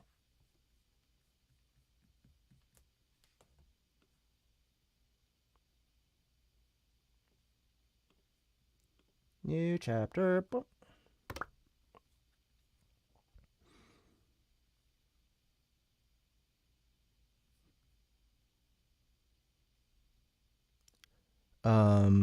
Lonvint? Lonvint? Or Lonvint. I don't know I don't know how. It's funny, I'm not familiar with a lot of pronunciation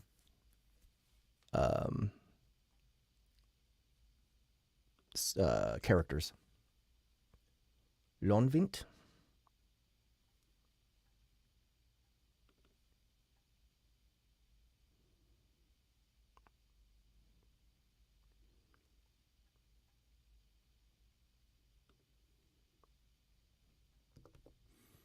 Chapter 14. Paranormal Coach. Nope. Why does it do this? Paranormal Coach.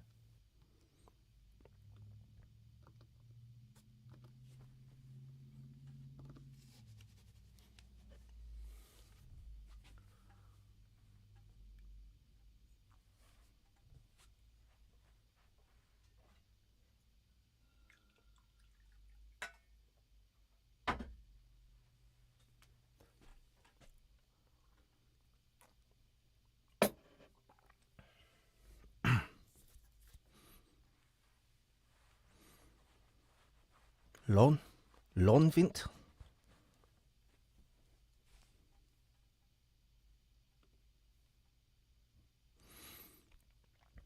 I stood perfectly still. Waiting patiently in the topmost branches of the colossal tree. The sun was midway between its peak and final hour, and long, dark shadows stretched over the small clearing. I took a risk and glanced at my timepiece. Not much longer now. A glance toward the mouth of one of the fallen logs revealed a fidgety Aurora crouching in the entrance and scanning the treetops nervously. As for Nathaniel, he stood brazenly atop the giant log next to hers. It was far enough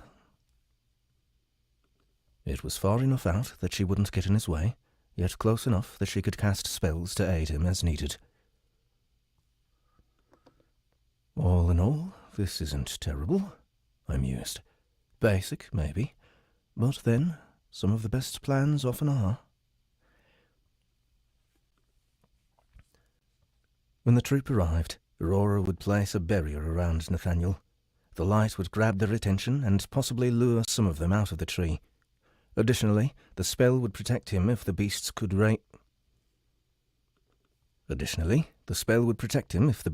use ranged skills or throw projectiles. I would creep around in the shadows and fell anything I could reach without alerting the others. The drop would either kill or cripple them, making Nathaniel's job that much easier. One of the three things would happen. Either my blade would end them, the fall would. Either my blade would end them, the fall would, or they'd be heavily injured from the landing and Aurora would try to take them out from a distance. If she couldn't, Nathaniel or I would handle it once we were clear. Our only real threat was the corrupted beast, at least as far as Aurora was concerned. We still hadn't shared our builds, and I remained adamant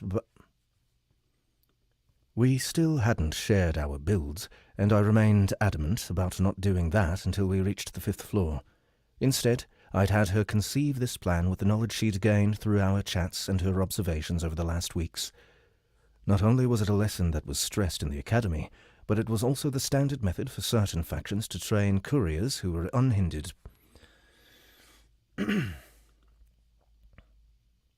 Not only was it a lesson that was stressed in the academy, but it was also the standard method for certain factions to train couriers who were unhindered by party contracts. They would earn essence or curry favours for their faction by safely escorting temporary party members across the floors. No one would divulge their build to a stranger who wouldn't lose any skin from sharing their secrets. Because of that, it was the courier's job to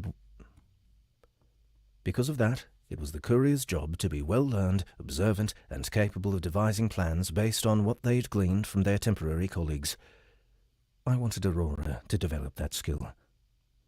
Not only would it help her learn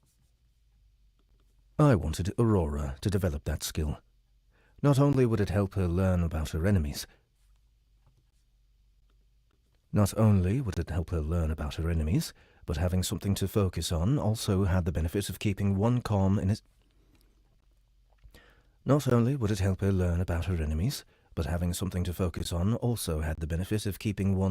in a tense situation. That was the true worth of becoming accustomed to analysing one's surroundings. She was an unpolished gem with a sturdy foundation, and I'd pushed her for... She was an unpolished gem with a sturdy foundation, and I'd push her for as long as she was willing, until she shined just as brightly as any scion from the esteemed families. As for Nathaniel, I wasn't sure what I could do for him yet. He'd likely learned from some of the best tutors the tower had to offer during his early years. The young man was focused and diligent, and since we'd begun our ascent... The young man was focused and diligent, and since we'd begun our ascent, he'd only neglected his morning routine twice. The young man was focused and diligent, and since we'd begun our ascent, he'd only neglected... The young man was focused and diligent, and since we'd begun our ascent, he'd only... The young man was focused and diligent, and since we'd begun our ascent, he'd only neglected his morning routine twice. Both instances were due to our staying in towns. I often joined him and felt I gained as much from our sparring sessions as he did. It wasn't often that I'd had the opportunity to duel an opponent with foundations far superior to mine. Aside from a few pointers and growing together through combat, that's likely one of the only avenues I have to help him. His foundations are at a much higher level than they should be for a wielder his age. His foundations are at a much higher level than they should be for a wielder his age.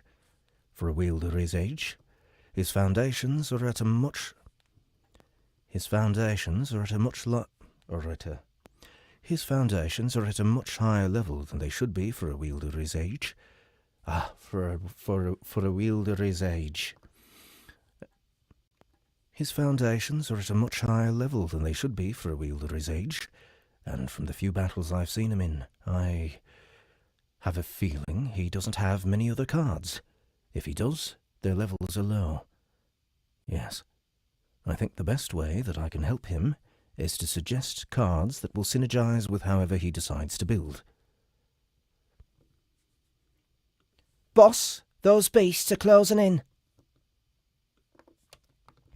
David's voice in my mind cut through the forest silence. Thank you, David. If you would, keep an eye on Aurora. I heard a shrill screech in the distance and pressed myself tighter against the trunk. Should she run into trouble, alert me. Directly. You got it, boss.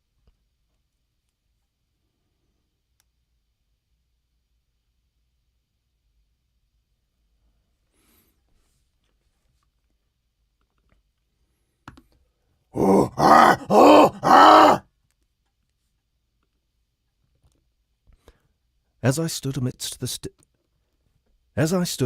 dense foliage, the rustling of leaves was quickly drowned out by the cacophony of shrieks and growls emanating from the unseen menace.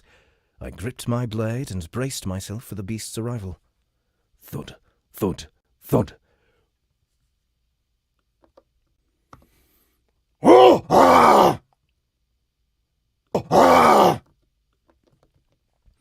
A massive creature leapt from the shadows of the farthest tree, landing in the branches several meters below and causing the trunk to shudder. It instantly noticed Nathaniel and twisted toward him, shrieking in indignation at the thing that dared invade its home. I took the chance to study our foe. I took the chance to study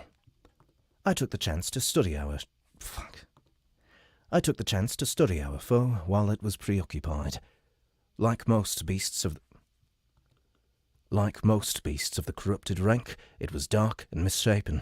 Its fur was almost entirely black, and it was missing chunks of flesh, which had been replaced with a bubbling, purplish-black liquid. Unlike on the fallen eel from the cavern, the festering pustules hadn't developed into tentacles or additional appendages like were commonly found on beasts of the next rank. Its toes splintered the branch as it stood to its full height and beat its chest, grunting and challenging the tiny human far below. At that same instant, the leaves surrounding the great tree burst with action as dozens of smaller, similar beasts leapt onto the lower branches. They shrieked and hollered, waving their fists in anger and support for their leader.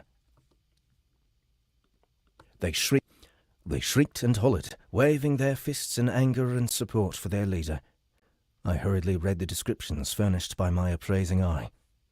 Name, Raving Howler. Class, Primate. Rank, Crazed. Level, 3. Description, a primate of the Attilidae. A primate of the Attilidae family which has been heavily infected by the plague. These creatures often fight amongst themselves unless an alpha arises to take command of the troop. They use their powerful grip and sharp claws to hook and drag their prey into the trees, where the troop tears the quarry apart while it remains suspended and helpless. Skills: bite, throw, clench.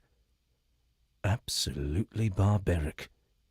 I cast my gaze on the leader, which stood nearly twice as tall as those around it. As for the larger one... Name, Raving Howler, Alpha. Class, Primate. Rank, Corrupted. Level, 3. Description, a primate of the Attilidae family which has been heavily infected by the plague. This creature stands apart from its peers. It is bigger, stronger, and far more intelligent. It uses its power and higher intelligence to It uses its power and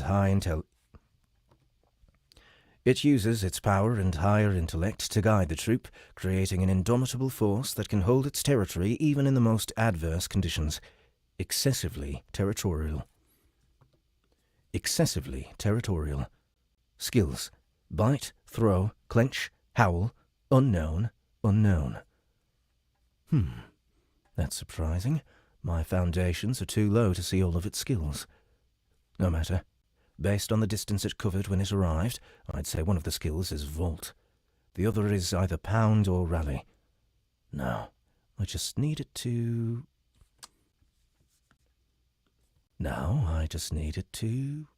Ah, there it goes. It stopped pounding its chest and fell from the tree, landing with a loud thump as the entirety of the beast crashed into the ground. Not quite so brazen, several of its minions leapt from one branch to another, finally dropping to the earth from the lowest branches. Those that stayed behind gathered armfuls of rinds, sticks, or whatever else they found lying about the treetop. Nathaniel calmly summoned his glaive, and the Alpha roared. The howlers in the tree started hurling their missiles, while those on the ground raced forward. Ah, rally it is, I smiled inwardly. And now that they're suitably distracted... Overcast, I muttered. Swarthy haze. A swarthy haze materialized from nowhere around the middle branches of the trunk, obscuring the vision of the howlers who'd stayed behind. Their cries of anger were cut off, and grunts of confusion took their place. Through the fog, semi-transparent for me as the caster, I could see the Alpha look up from the ground, rage painted across its face. Well, you're really not going to like this, I mused. I left my cover in the tree's canopy, dashing down into the growing fog and landing just behind a bewildered howler. My sword sliced cleanly through the tendons on its ankles, and I'd already sprung to the next branch before the sound of its screams reached my ears.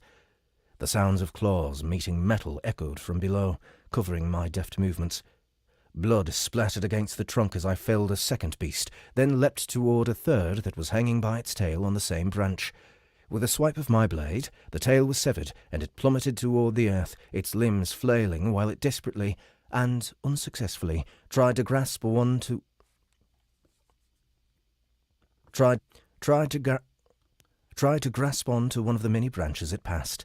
A nearby howler witnessed the exchange, dropped its armful of makeshift projectiles, screeched, and pointed toward me. Tried to grasp on.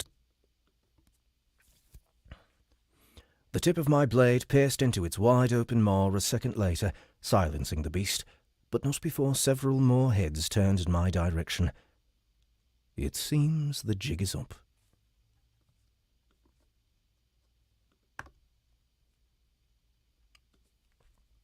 Aurora held her prismatic prison around the Alpha while Nathaniel and Rowan handled the rest of the troop. Just like they'd discussed, she'd cast the spell the moment the first of the howlers had started plummeting from the tree. When the fog rolled in and the first of the beasts had fallen, the Alpha had stopped its advance and looked up, giving her the chance to lock it in place. She was holding the spell now, scanning the battlefield and doing her best to keep up with the boys' movements. It was nearly impossible. Seeing through the haze and the tree above was out of the question, but she could easily count the corpses as they fell to the ground. The first 5 had been perfectly spaced out, with one falling every 3 seconds. The first 5 had been perfectly spaced out, with one falling every 3 seconds. And then, she didn't know what had happened after the first. She didn't know what had happened after the first few, but there came a moment when more than a dozen dropped from the canopy simultaneously. Aurora winced and redoubled her efforts to keep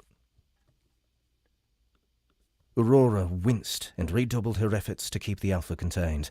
Seeing so many of its companions fall at once, it became enraged and started beating on the walls of the translucent barrier. Every strike added to the already building weight on her shoulders. I can't fall. I have to hold the barrier until they've finished off the howlers. They're counting on me. She was sure they could have handled the entire horde without her assistance, or any plan at all, for that matter, but the two of them were giving her a chance, and she wanted to prove that she was capable. Something slithered over her shoulder, and she forced a smile at her little summon. Something slithered over her shoulder, and she forced a smile at her little summon. Ivy made a strange hissing noise, and she could feel a flicker of worry across their bond. It's okay, Ivy. I can hold out a little long... Crack. She snapped her mouth shut, and her body tensed as she risked a glance over her shoulder. No. At the other end of the log, only a dozen meters from her, a massive howler crept forward, and it was just as large as the one she had trapped in her prison. Ivy leapt from her shoulder and coiled up on the ground behind her. Arcs of electricity lit the dark space between her and the Arcs of electricity lit the dark space between her and the incoming threat as the small heel hissed in warning.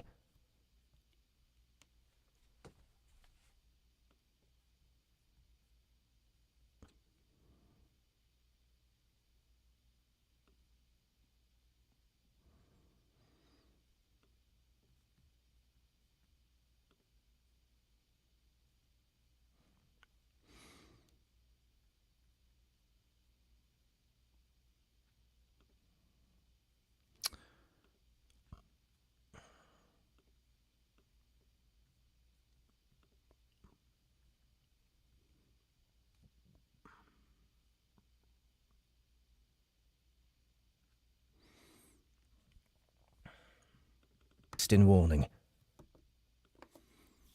Sorry, guys. Okay.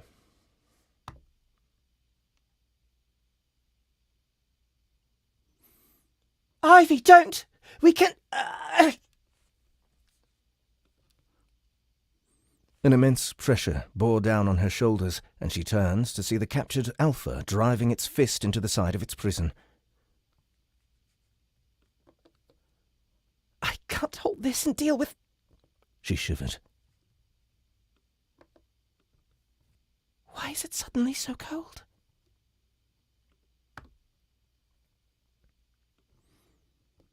David hovered upside down above Ivy, chuckling. David hovered upside down above Ivy, chuckling.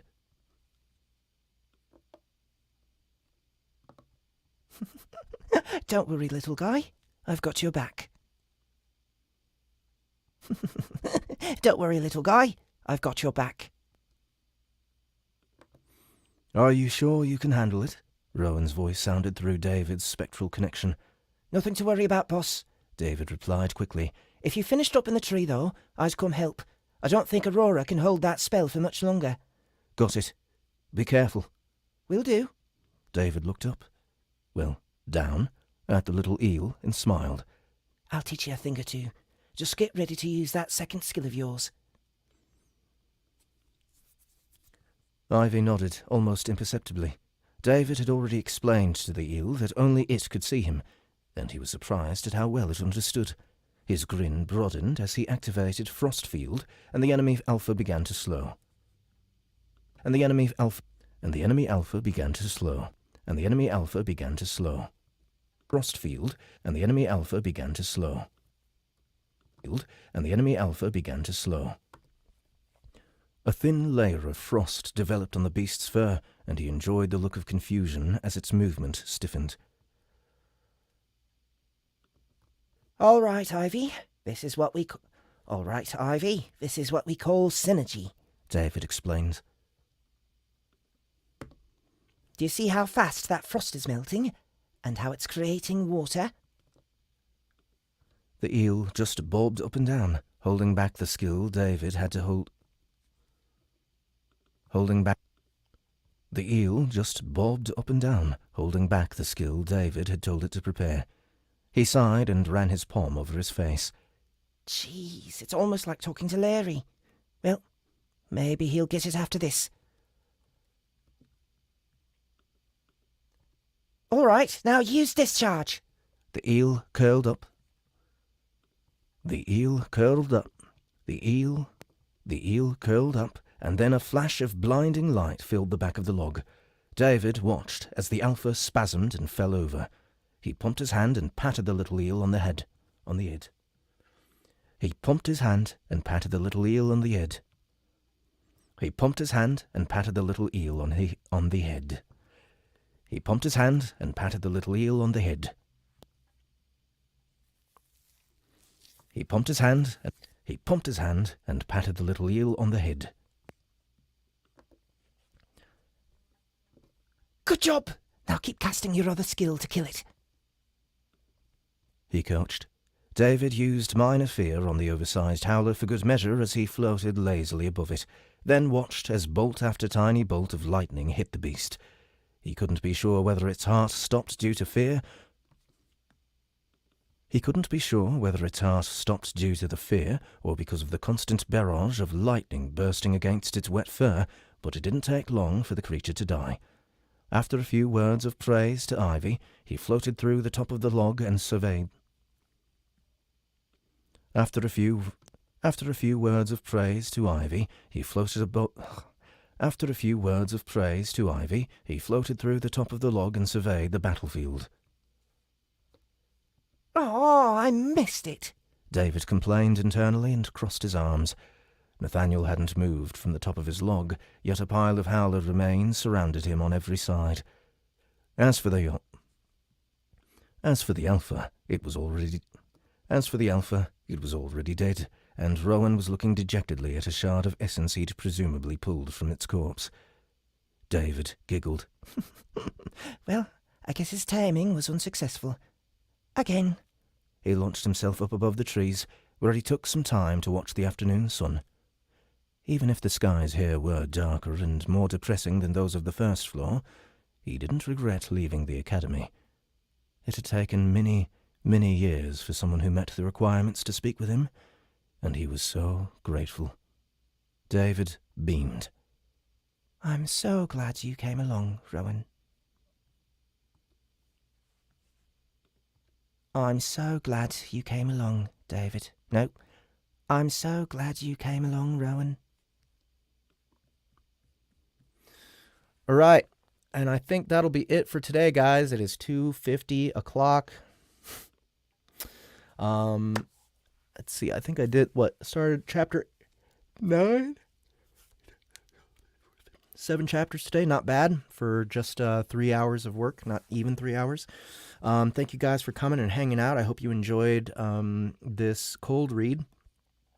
This is the last cold read for this book for today. I'm pretty sure I'm at about 40% here. But if you guys want to continue listening to me narrate this live, you can go to our Discord server, and you'll see me pop up. I'll send out notifications whenever I start. So go ahead and check out the description below. You'll find our Discord link there. You'll also find, if you liked this session, if you like this story so far and you haven't listened to the first one, you can also check the description here for the Audible link to Book 1. Top Deck 55 is asking, what are you using for the layer switch? You mean the tracks? Like when I'm switching tracks? I'm using Ableton Live, so what I've actually hotkeyed all of the arming buttons for each of the tracks, and I have a Stream Deck here that's programmed as well. So basically just using what's in Ableton already. Soft buttons, yes. So let's see. So tomorrow I'm going to try and start at 10 a.m. Central. And hopefully I can go for a whole 5 hours. We'll see. But yeah, anyway, sorry guys, just reading the chat. Anyway, you guys, thank you again for coming. Subscribe to the channel if you want to always know when more cold reads are coming up. If you know other people who like audiobooks and you think would enjoy watching this, please do recommend this to other people. Share our channel. And yeah, that's about it. You guys have a lovely rest of your week. Hopefully I'll see you in Discord. Oh, and by the way, tonight we have another live stream, the Standard Sound Booth Theater Live. We have 2 movies to review. We have some troll poll stuff to read. We'll probably play a game or 2. And yeah, it'll be a fun time. So subscribe to the channel. Watch out for 7 p.m. Central. That's when Sound Booth Theater Live starts. And yeah, everyone have a good night. Bye-bye.